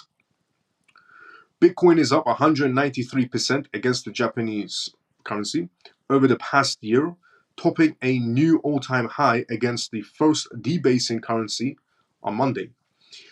As for MicroStrategy, in August 2020, Metaplanet's stock immediately exploded after announcing its Bitcoin treasury strategy last month, with its market cap rising from 2 billion Japanese essentially yen to about $30 million in early April to 14.63 billion Japanese yen, which is about $93.4 million today. When it comes to Metaplanet, just like with Bitcoin, best strategy is to just buy it. Mark Social, the CEO and CIO of Morgan Creek Capital, said on Wednesday. Yosuko is on Metaplanet's board of directors. Metaplanet is currently only available on Tokyo Stock Exchange. Ruling out investors' access inside the United States is going to be open soon. However, Arnab and Nazgar, the co-founder of Stalker, which recently helped tokenize MSTR shares on the liquid token, recently expressed interest in doing the same for Metaplanet, which could expand its access to crypto users globally. So, if you want to invest, I'm not saying you should be in any sort of a way, just sharing the news of one of Japan's biggest companies. If you want to go for a company and that's a part of the crypto space, their stocks are about to become tokenized. They're a Japanese company, quite a big Japanese company. Their stocks are about to become tokenized. They're going heavy-footed inside of Bitcoin. They said they're going to be buying Bitcoin no matter what the price is sitting at, because they're going to be accumulating just back to back, weekly, monthly, yearly. That's all they're going to be doing. So if you did want to go for a company stock, maybe check out Metaplanet. Not to buy or someone research purposes. If you want to research a company inside the crypto sector, Metaplanet, Japanese company. They're about to tokenize their stocks. The same company that tokenized MSTR stocks, which is MicroStrategy, massive company as well, is about to be tokenizing Metaplanet's stocks as well. Now, something quite major is happening as well, which is quite bullish. actually, extremely bullish. I mean, Metaplan is also extremely bullish as well, but this one's more bullish, which is BTC and Ethereum, ETPSs, to be listed on the London Stock Exchange. Bitcoin and Ethereum are about to be green-lighted to be listed on this London Stock Exchange, which is massive news. Absolutely massive news regarding Bitcoin and Ethereum from Wisdom Tree are about to be green-lighted on the London Stock Exchange. But before we go through that, let's go start the conversation. Can you give an indication what size portfolio would have a weight in this bull season for one's profit? If you are holding, okay, regarding Jim's question, can you give an indication what size portfolio would have weight in this bull season for one's profit? So having a hefty portfolio. I wouldn't, look, if you have a hefty portfolio, heavy portfolio, obviously you're going to make quite a lot of profits. The numbers are there to prove it. However, if you're also in the right projects and you're not holding huge amounts, but you're in the right projects, and you understand that it's that the game has changed, as Grayscale said it, or Michael Saylor said it, or I said it before them in 2023. The game has changed. The game plan completely has changed, and the ball game has changed, which is we're going into utility more and more and more. So if you're inside of utility projects and you don't have that much tokens, but you want to be a part of the crypto space, you want to have that financial edge of everybody else, for yourself or for your family, and you don't have much, and you might think, well, I'm not going to make much. However, if you understand there's one thing that, as I said, me or Grayscale or MicroStrategy pointed out, is that the longer you hold on, the more we go into utility, which means you can outpace people who have more tokens than you on certain projects.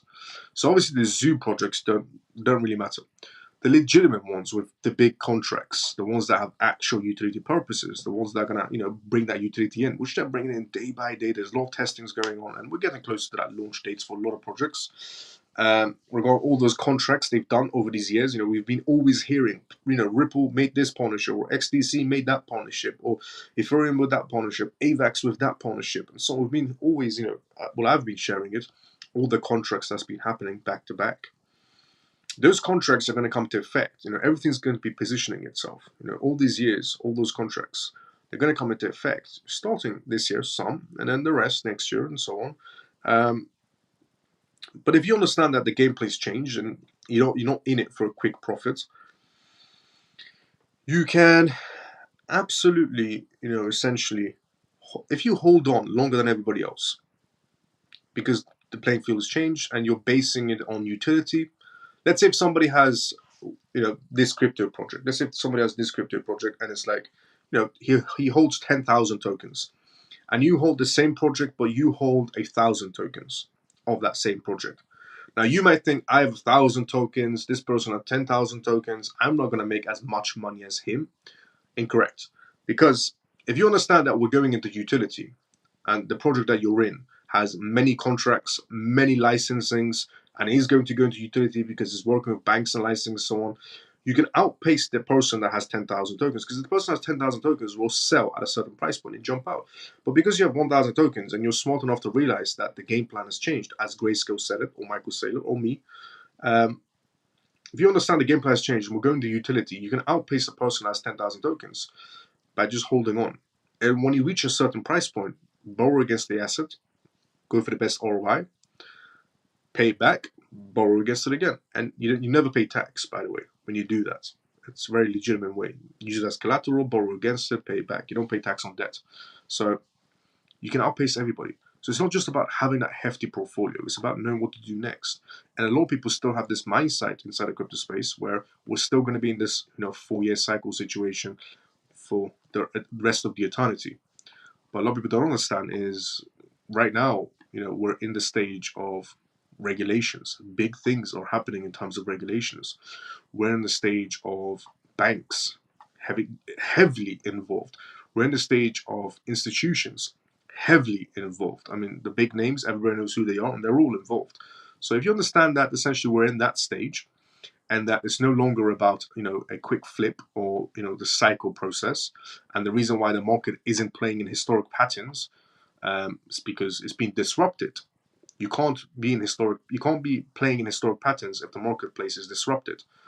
And it's been disrupted quite a lot, actually, with all the institutions and the regulations, and 937 corporations, according to 13F filings on inside the Bitcoin ETFs, for example, and so on. That's just Bitcoin ETFs, but we also have so many contracts, so many things going on in terms of regulations, institutions, so the marketplace is disrupted. And if you understand that part of the market cycle, then you understand that the market isn't going to be playing in historic patterns, because it hasn't been playing in historic patterns so far. Because of all that, because we never had the institutions, we never had Bitcoin ETFs, we never had Ethereum ETFs, we never had regulations, we never had these banks involved, we never had any of these things involved. So how can the market be playing historic patterns when we've never had any of these things involved? If we never had any of these things, and this was just another typical crypto cycle, then yeah, sure, historic patterns, market plays out like this, okay. But if we have all of these things, you can't compare historic patterns, because we never had these in a part of history. So now moving forward, that's why Grayscale, MicroStrategy, and me, before Grayscale, MicroStrategy, said the gameplay has changed. So if you understand that, if you hold on enough, you can borrow against it, use as collateral, and you can outpace people that have bigger bags than you. You can outpace people that have bigger bags than you. However, you have to be positioned correctly in the right projects. You have to be, for that to play out for you. And how you do that is by the projects that have the most amount of contracts. And I've said this to people as well. It's not about, who's the fastest crypto project. A lot of people go, oh, well, this one's the fastest crypto project. This is the one. No, it isn't. Or people go, this one's the cheapest crypto project for transactions. This is the one. No, it isn't. Or people go, this project is new and it does real world assets. It's a new crypto project. The old ones, forget it, the old ones. It's about the new crypto projects. No, it isn't. It's got nothing to do with fast, cheap, old, new, and so on. Contracts. Politics and contracts. That's all it applies to. Mostly contracts, but politics plays a big role too. Because some people would argue and go, no, well, it's obviously about who's the fastest and cheapest. Is it? Ethereum. Slow. Expensive. There's multiple crypto projects that are faster and cheaper. But look where Ethereum is sitting. Now you could say, well, it's been number 2 for a very long time. Fair point. It's been number 2 for a very long time. JP Morgan decided to create their own exchange. JP Morgan could have created their own exchange essentially on AVAX. It's cheaper and faster. They could have created it on any other chain they could have chosen to create it on. But they decided to choose it on Ethereum. Look, it's got nothing to do with who's fast, who's cheap, and who's fastest, who's the cheapest, who's the oldest, who's the newest. Contracts and politics. That's all it is. Because till this day, people are still arguing about, this one's new, this one's old, this one does real world assets. Nobody cares about that. Who's it working with? That's all that matters. Do you know how many projects come out daily and go, oh, we do real world assets, we do tokenizations? Okay. The project that's coming out next to you is also doing tokenizations. 10 projects at the same time get to launch. They're all doing tokenizations. Does that mean they're all good? No. Contracts. Who are they working with? Is the only thing that matters. Who are they working with? Who are they contracted to? What are they building? Are they going to be in 5 years' time based on their contracts? That's all that matters. It's not about who's the fastest, who's the cheapest, who's the slowest, or who's new or who's old. That's the dumbest argument I've ever heard inside the crypto space. Who are they working with is all that matters. Who are they contracted to? PDF contracts. Not partnerships or collaborations or participations. Contracts. PDF contracts. Who are they working with? That's all that matters. So the reason I'm pointing this out to you as well, regarding that, is just if you want to, this is why I say it's crucial for you to be positioned well. If you want to be crucially positioned well, look at the contracts of the crypto projects you're holding. Look at the contracts. If you want to be in the correct crypto projects, when we're in the stage of regulations, in the stage of banks, in the stage of institutions, going into utility day by day, you want to know if you're holding the correct project based on that narrative, which is going to be a narrative for years to come, continuing forward. Look at the contracts, the crypto projects you're holding. Are they working with anybody important inside the corporate sector? If not, then they're useless. You can hope they might land the contract, or you can go for a project that already has a contract, which is still cheap.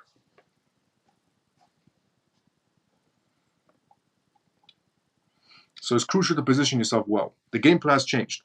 I said this in 2023. Grayscale said what I said in 2023 and 2024. They said the gameplay has changed. MicroStrategy, Michael Saylor, he said the gameplay has changed as well in 2024. A lot of people still have that mindset, the old mindset, historic patterns, 4-year cycles. You can't be in historic patterns when you have banks, institutions, and regulations. We never had any of these things in part of history. So how can you be looking at historic patterns for something that never happened?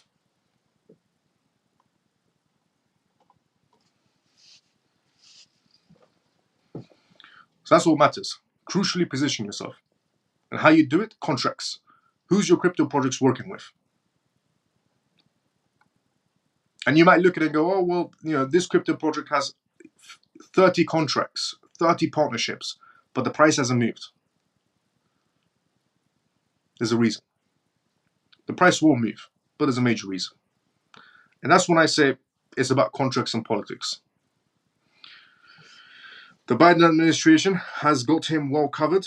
They have the US. Absolutely nobody's that clean. That's true as well. Polkadot is very quiet. So yeah, Jim, if you position correctly, it doesn't matter, how many tokens you're holding of a particular crypto project. Position yourself crucially, quite well. You're good to go. Doesn't matter if you're holding 1,000 tokens or 10,000 tokens. You can outpace everybody else if you play your cards right. Is Chainlink tokenizing and what amount is good for you? Chainlink is a great project as well. Chainlink is a great project. Prospering future, definitely.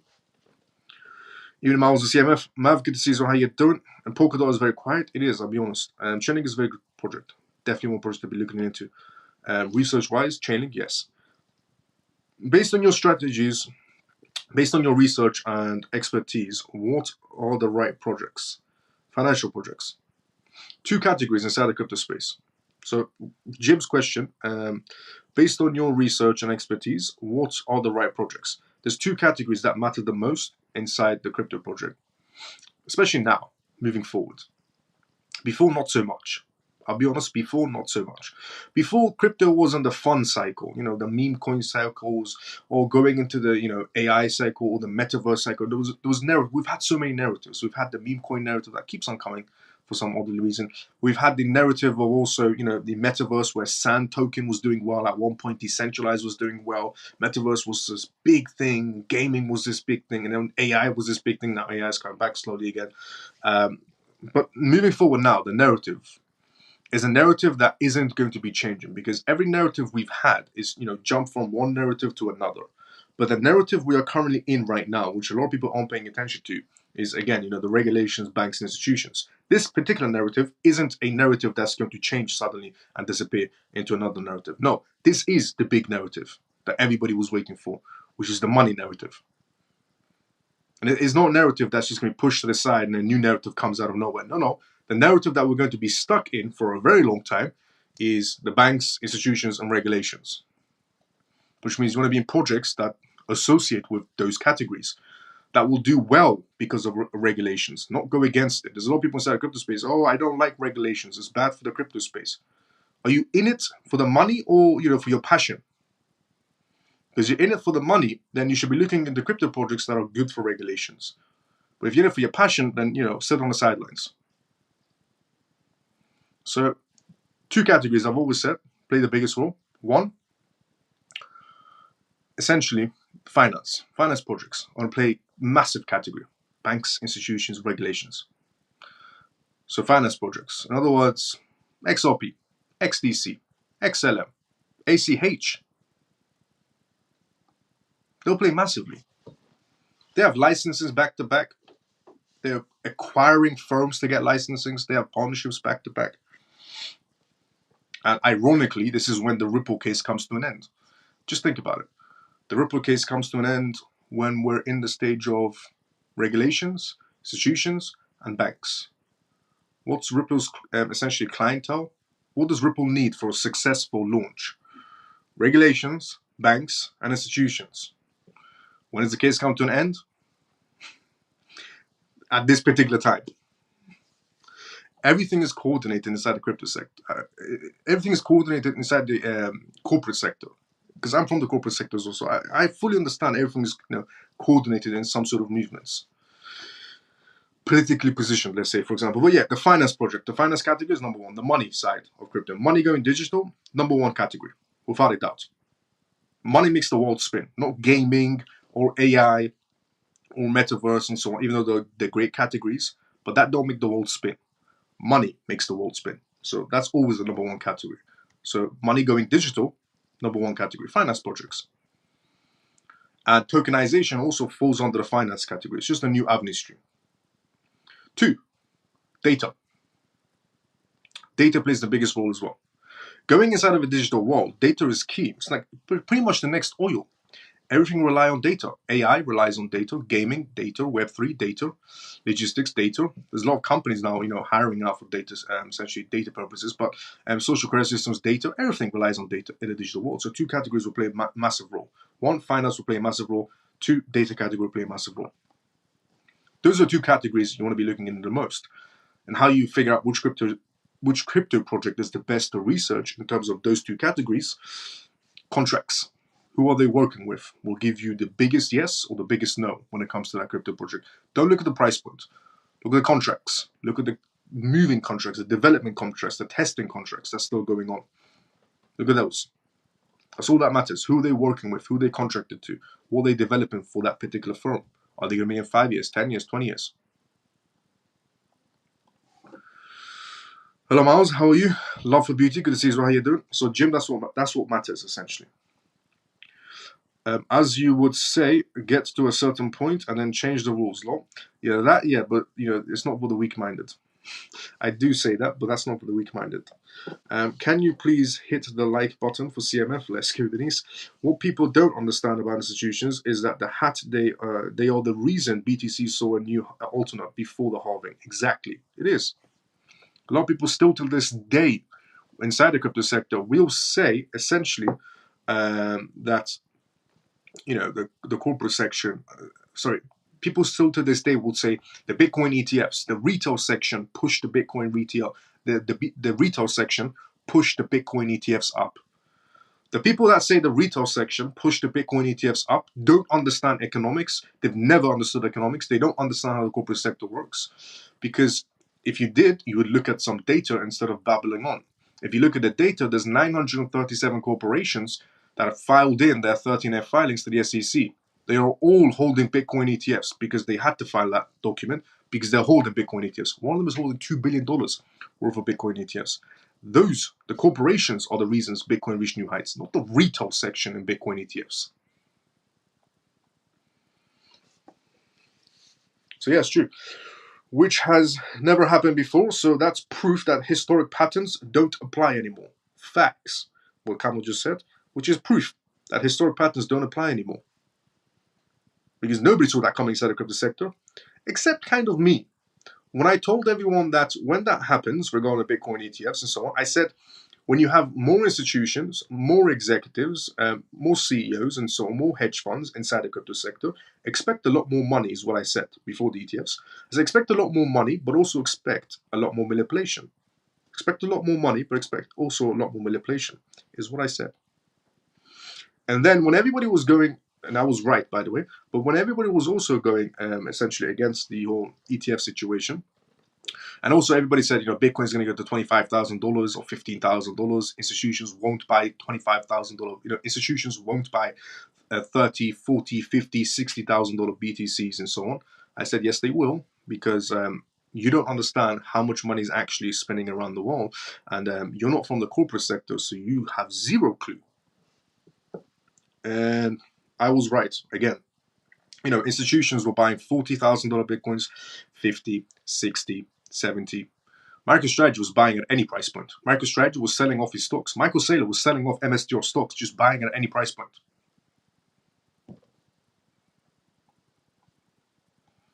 Because they don't understand when an institution buys a $40,000 BTC, one BTC for $40,000, they don't understand that institution, for them, it's like buying a packet of chewing gum. When an institution buys one Bitcoin for $40,000, it's like they're buying a packet of chewing gum. They don't even feel it. But the retail section sees as, oh no, they will never buy it. Bitcoin is going to $25,000, $20,000. I said that's never going to happen. Guess who was right? Me. The current system is failed.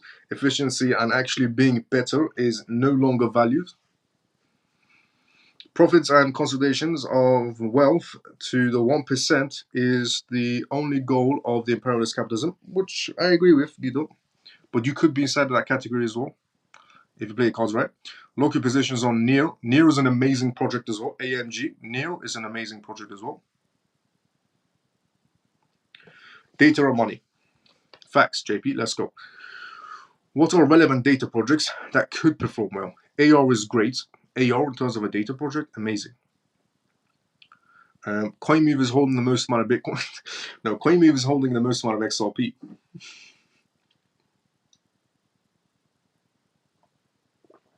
No, CoinMove is holding the most amount of XRP. Good afternoon, everyone. Thompson, good to see you. How you doing? How you been? So, I wish that I had the type of purchasing power in regards to Bitcoin. Now, what I was about to say regarding massive bullish news was, regarding the Financial Conduct Authority. So, BTC and Ethereum. The Financial Conduct Authority, the FCA, inside the United Kingdom, which is massively bullish, green flagged Wisdom Tree Inc. to list its Bitcoin and Ethereum ETPs on the London Stock Exchange. The asset manager becomes the first issuer of crypto exchange traded products, ETPs, which would be available for professional investors when ETPs will be listed on the London Stock Exchange. On May 22nd, the FCA approved Wisdom Tree's application for Wisdom Tree Physical Bitcoin, BTCW, and Wisdom Tree Physical Ethereum, EthereumW, ETPs listing on London Stock Exchange, which will be listed on Tuesday, May 28th. At the time of listing, ETPs will be available for professional investors. At press time, Bitcoin was trading around $69,000, a drop of 1.59% in a day, with Ethereum's market cap of essentially 1.3 billion as well sitting there. And on the other hand, showcased a bullish trend hovering around 3,700 and a decline of 2% a day. Now, Wisdom Tree in Europe shared the latest news on X as well as through press releases. We are thrilled to announce that the Financial Conduct Authority, FCA, has approved the prospects for our Wisdom Tree Physical Bitcoin, BTCW, and Wisdom Tree Physical Ethereum, ETHW. The FCA approval of our crypto ETPs is a significant step forward for the industry and UK-based professional investors seeking exposure to the asset class, said Alexis, the head of Europe's Wisdom Tree. Wisdom Tree Inc. ETP journey. Wisdom Tree becomes the first established ETP issuer in 2019, offering individuals with physically backed crypto exposure. Currently, the manager listed ETPs on the Deutsches Börse Extra, the Swiss Stock Exchange, SIX, and Euronext exchanges in Paris and Amsterdam. A lot of things happening around the world. From May 28th, the ETPs will be available on the London Stock Exchange and have a total expense ratio TER of 0.35%. Additionally, the managers offers a very range of 8 physical backed crypto ETPs that provide spot price exposure to single coins. Only physically backed allowed to Wisdom Tree wants to start and retail ban still in effect. So only professional investors or corporations can go for the assets on the London Stock Exchange, which isn't a big deal because they have all the money, which is better actually. ETP versus ETF. What's the difference? Because a lot of people do ask this question. Now I'll give you the book version, I'll give you the simple version afterwards. ETPs are the financial products traded on stock exchanges that offers investors with wide range of assets, including stocks, bonds, and etc., Exchange traded funds, ETFs, alternatively allow investors to make investments in stocks, bonds, or any other assets without making actual purchases. The other one seems much more closer, in other words, ETPs.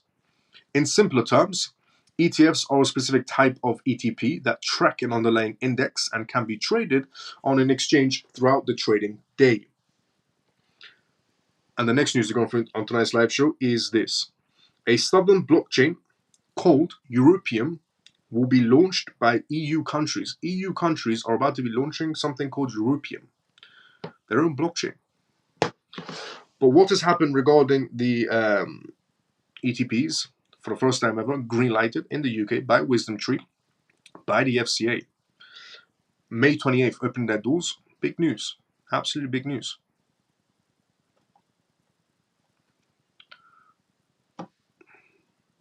So, good afternoon, everyone. Thompson, let's go.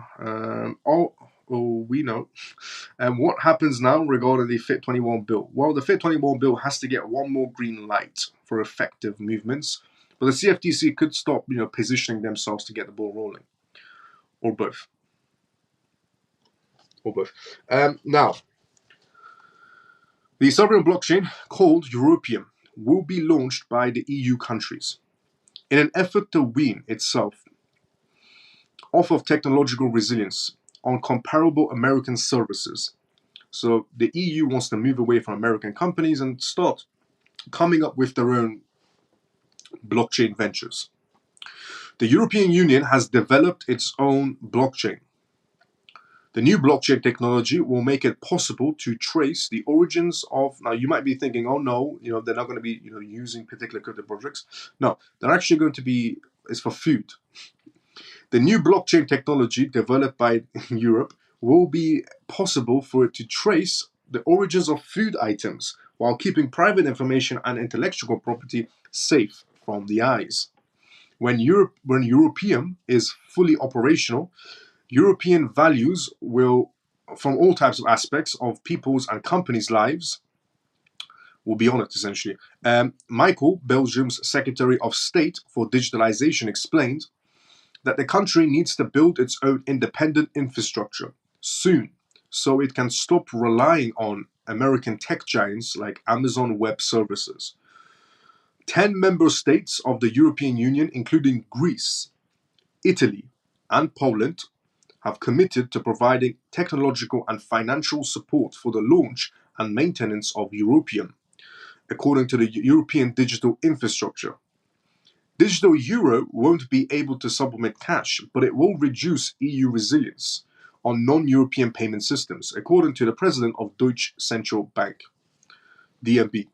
So, Europeum is going to be launched by the EU markets, mainly to control food supplies, is what they're starting off with, but still a step forward for Europe to be on their own blockchain and to move away, from companies like Amazon, is what they pointed out to. But big move in that sense. Now, also, the next news to go through on tonight's live show is regarding Nasdaq.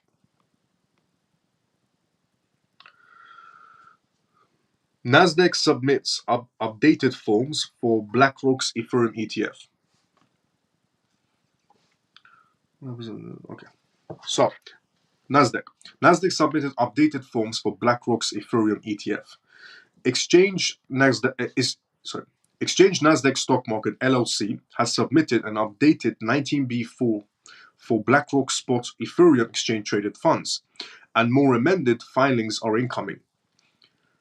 Nasdaq submitted the updated form for the biggest asset manager globally. Exchange Cboe BZX submitted updated 19B forms as well for the 5 spot ETFs proposal as well, and the SEC allegedly requested that exchanges make adjustments to their 19B4 earlier week before, which is why the filings have been altered. Spot Ether ETFs require SEC approval via Form 19B4 before trading can begin, with operational S1 registration statements needed for the funds to commence trading.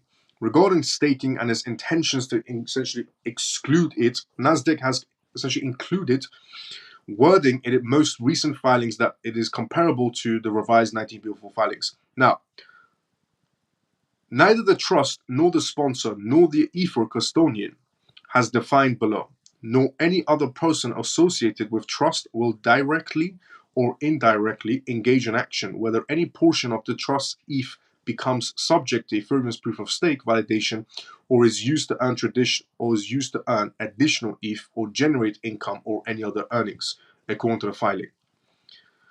Just Babel is what it is. And the filing that, in a very simple way, it's just Babel.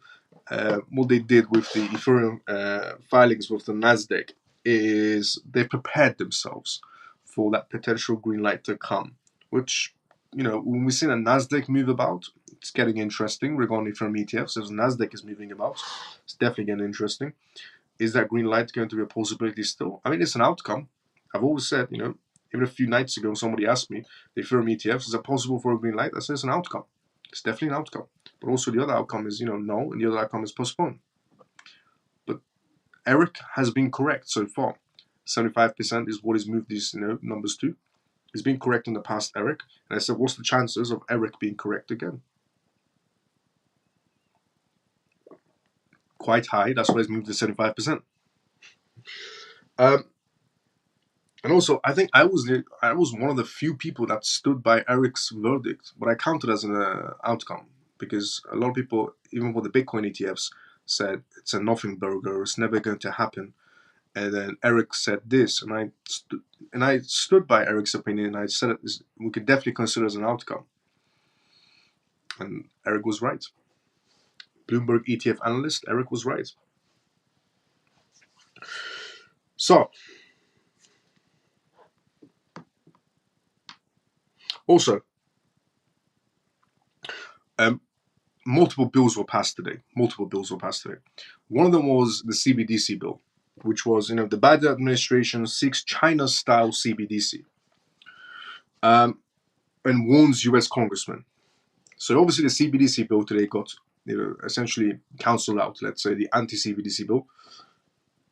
Now, some people were surprised, essentially the government doing this. There's no surprise in it. What it is basically, politicians don't, I've said this multiple times, they don't care about you, they've never cared about you. They care about their own privacy when it comes to CBDCs. They can't get political donations or CBDC wages, and crypto's too public for them also. So that's why politicians are doing this. They don't care about your privacy. They've never cared about your privacy.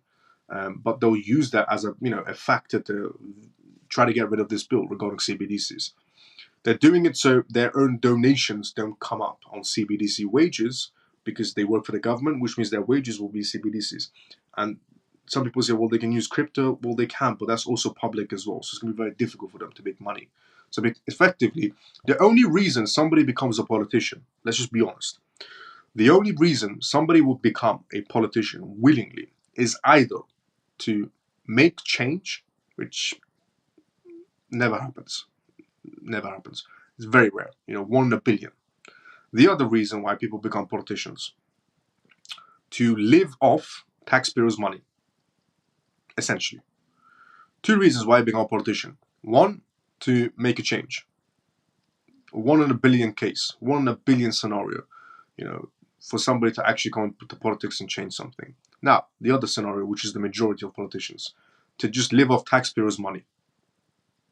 Let's just be honest with ourselves. So, if politicians can't, make side deals or get political donations to make things happen for themselves, and they're going to be tracked 24/7 on CBDC wages, and they'll be tracked on, the public blockchain for their crypto donations, then they'll probably just think to themselves, what's the point of even becoming a politician? Because the only reason they're politicians is because they get to live off taxpayers' money and get to live off political donations. They're not actually in politics because they care about your rights or make some sort of regulations, to help the public. They could care less. Doesn't matter who you vote for. It's just you vote because you don't want your credit score to go bad. Doesn't matter if you vote for right, left, up, down, side, left side, right side. Doesn't matter who you vote for. You just vote so your credit score stays the same. It's all the same. We will do this, we will do that. Nobody does anything, never. It's the same shit every year. So essentially, regarding the CBDC scenario and so on, they're not doing it because they care about your rights. The politicians are doing it because for their own privacy scenarios where they can't make money anymore. So if they can't get political donations and if their wages are being tracked 24/7, then they're thinking to themselves, I don't want to be a politician. Either let's get rid of this bill, or what's the point of being a politician if I can't get political donations and live off taxpayers' money and do absolutely nothing? Because remember, CBDs are programmable. Seize, freeze, expire, and so on. So if somebody's not doing their job correctly, they can seize your CBDC wages. Just a heads up. That's what they're working on, CBDCs, where companies have the right to deduct pay of employees. Same goes for government workers. So that's why the politicians are against CBDCs. It has nothing to do with your privacy. They've never cared about your privacy. Why do you think they want to, all of a sudden, overnight, we care about the people's privacy? Sure you do. It's not because, your wages will be tracked 24/7, your political donations will have to come to a stop, and then, you'll probably think to yourself, what's the point of even doing my job? So that's the real reason why politicians are doing it. Sorry to crush anybody's dreams that genuinely thought politicians care about them. They don't. They never did and never will. Again, two reasons why you become a politician. One, to make a change. A 1 in a billion situation. The other reason, to live off taxpayers' money and get some political donations in.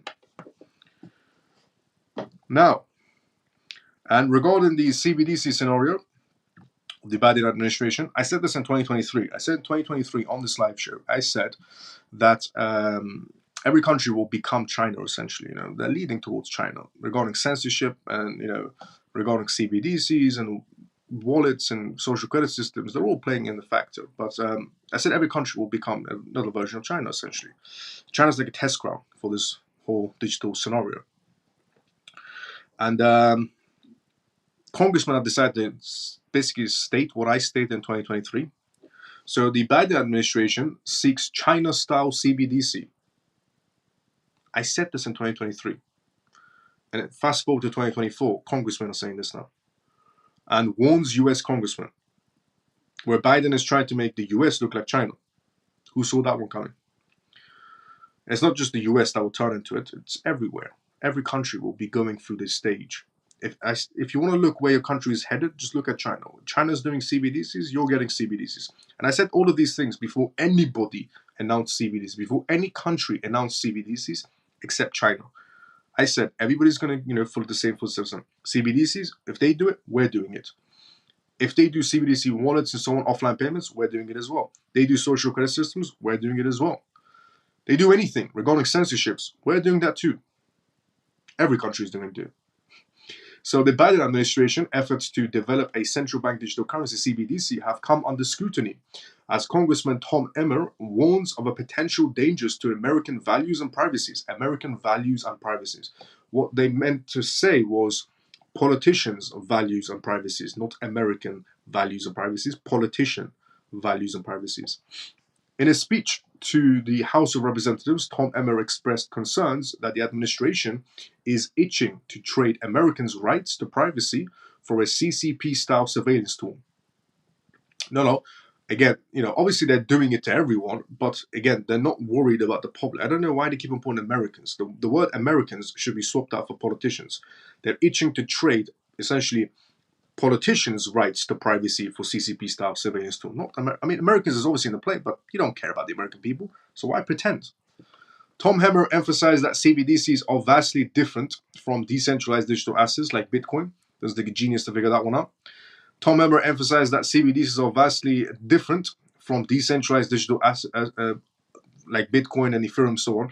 Unlike decentralized digital assets such as Bitcoin, CBDCs are a form of a currency designed and issued and monitored by the federal government. That is why politicians care about this whole anti-CBDC. Why? Because CBDCs are a digital form of a currency designed and issued and monitored by the federal government. That's obviously bad if you work for the government, because your wages will be monitored and your political donations will have to come to a stop. He fears that if not designed to open, permissionless, and private, a CBDC would give the federal government access to individuals' transaction data and the ability to suppress politically unpopular activities, which they will do. They will obviously, governments will use that in their favor in terms of the public for politically moving them left and right, definitely. But again, regarding individuals' transaction data, the politicians don't care about your transaction data being scrutinized. They care about their own transaction data being monitored. The congressman pointed out to recent examples of governments weaponizing their financial systems against citizens, such as Canada freezing the bank accounts of truckers protesting regarding vaccine mandates in 2022, which I applaud. And honestly, the Canadian truck drivers, absolutely amazing, absolutely amazing. Every single one of those Canadian drivers, those Canadian truck drivers back in 2022, that went against the whole vaccine mandate situation. Every single one of them are absolute legends, absolute legends. No human, essentially nobody should be, forced to do anything, in terms of especially vaccines, untested vaccines. Nobody should be forced by the government to do anything unless that person is doing something actually wrong. Then obviously, but if it's in terms of vaccines or in terms of medications, and you have to take this pill or you have to take this, needle injection, so no, that's a big no. To combat this threat, Tom Hammer introduced the CBDC Anti-Surveillance State Act, which has gathered support from 165 Republican conference members. So, the CBDC Anti-Surveillance State Act that was passed today regarding anti-CBDCs, 165 Republicans, were with the bill, which means 165 Republicans didn't want their, essentially wages to be in CBDCs. 165 Republicans didn't want their wages to be in CBDCs, which means either they're crooked, which again, CBDCs aren't a good thing at all. Not saying that either. But again, they're not voting for your rights. They're not voting for your privacy. They've never cared about your privacy. They've never cared about your rights. They don't even care. These politicians don't even care if you can afford electricity. They don't care if you can afford food or water. They don't care if you can afford your mortgage or rent. But now, overnight, they care about your privacy. Do you see where this is going? These 165 Republicans obviously voted against CBDCs. They voted it because they don't want their wages in CBDCs to be monitored on their transactions, these politicians. They don't want their political donations to be monitored, especially. The bill aims to ensure that Congress maintains authority over the US digital currency policy, protecting American values of privacy. Politicians' values of privacy, not Americans, politicians. Individual sovereignty and free market competitiveness. Tom Hammer warns that Biden administration is eagerly pushing a CBDC that can be used to surveil and control Americans, as evidenced by the Federal Reserve describing CBDCs as one of their key duties. Tom Hammer believes that without proper safeguards, a CBDC would become a powerful tool to oppress Americans' freedom and right to privacy. Yes, it will definitely oppress America's rights to freedom, American citizens, 100%. That's what CBDCs do. They're not good things, CBDCs. They're very. But again, they're not concerned about your freedom. It's politicians' freedom and right to privacy, not yours in any sort of way. They've never cared about your privacy. So when I see people, going, oh well, politicians have a heart. They actually care about our privacy for the first time. I can't believe politicians, voting in favor of our rights. They're not voting in favor of any of your rights. Their rights is what they're voting for. They don't want their ass on CBDCs because that means they can't make the money they make now, in terms of their insider trading, in terms of their political donations, in terms of so many dodgy behaviors politicians do for a quick buck. They can't do any of those quick buck maneuvers on CBDCs because they're government workers, which means their wages on CBDCs. And they can't do that on crypto either because it's public. The FBI would definitely be tracking every single one of them. And so will the CIA. So that's why they're doing it. So don't ever be fooled by these politicians. Never in your life be fooled by politicians. Every single one of them is an absolute waste of space. And again, you do get that 1 to 1 billion scenario, of an actual person coming into politics to change things. Definitely, you do get that, extremely rare scenario where somebody actually comes into politics to change things.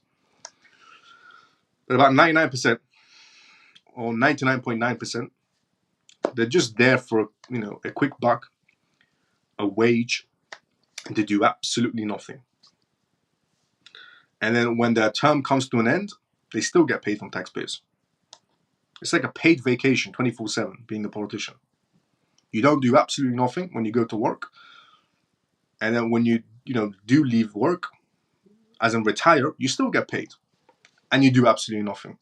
It's a paid vacation when you become a politician. From the day you enter until the day you leave and die, you're still getting paid vacation. Up until see when you die. But yeah, they don't care about your politician. They don't care about your rights in any sort of way. So don't be fooled by them. Do not ever be fooled by them. Now, the major news today, honestly, without a doubt, if anybody did miss it, the major news today was definitely the London Stock Exchange opening their doors to Bitcoin ETFs and Ethereum ETFs. Not ETFs, sorry, ETPs.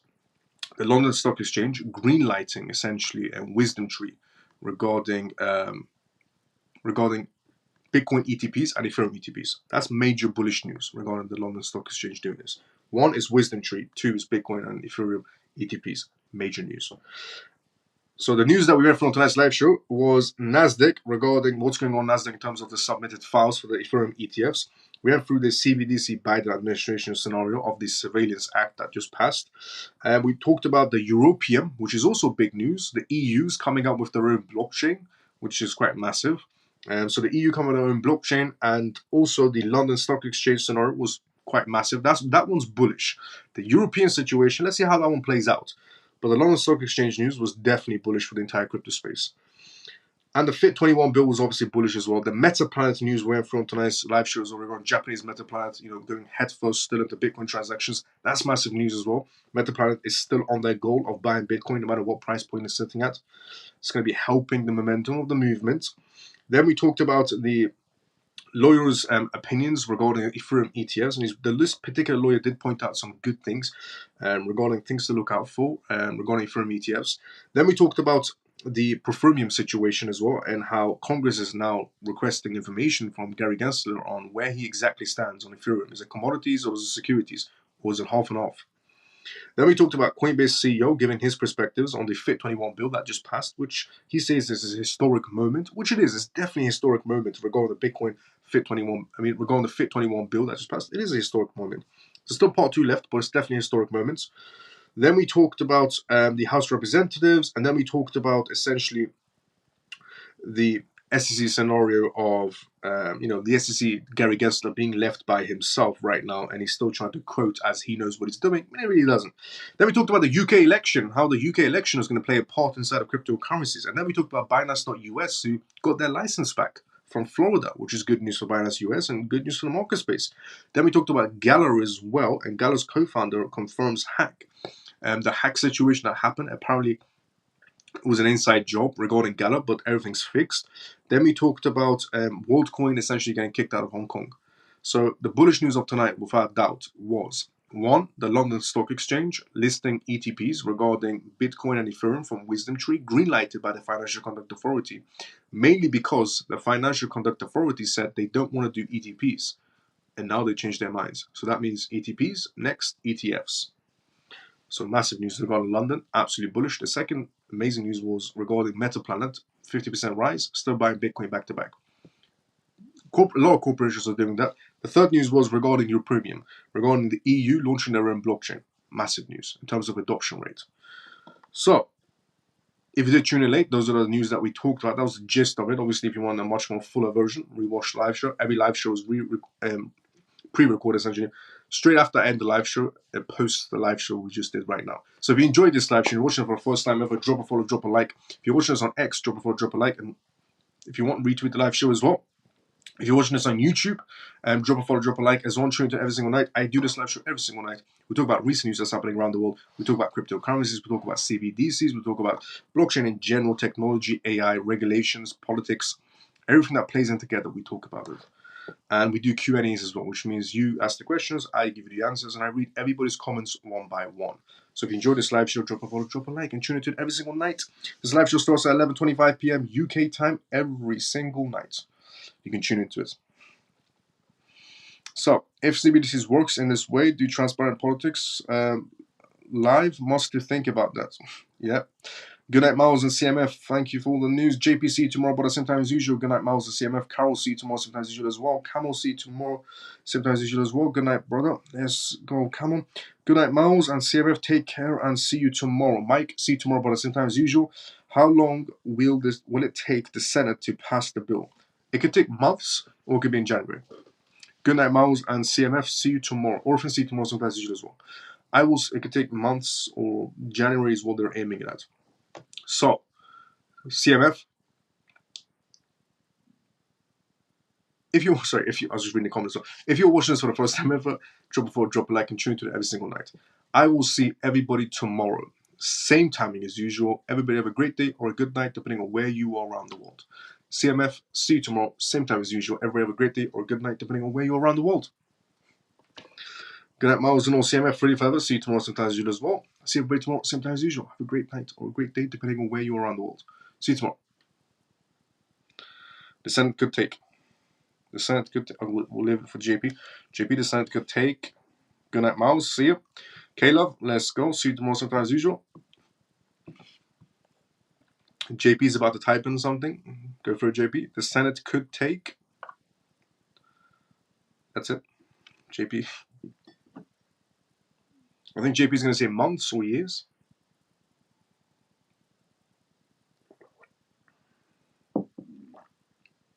Thanks, bye. Mav, no problem. See you tomorrow, same time as usual. Okay, see everybody tomorrow. Same timing as usual. Night, Miles and CMF. Great live as usual. Let's go, Jason. Jason, see you tomorrow, same time as usual as well, brother. It could take up to 10 years, low, and about 50,000 people. Okay. It could take 10 years, is what JP's saying. I'll see everybody tomorrow. Same timing as usual. Everybody have a great day or a good night, depending on where you're around the world. JP, see you tomorrow, brother, same time as usual as well. Good night, Miles and all CMF. Emo, see you tomorrow, same time as usual. I'll see everybody tomorrow, same time as usual.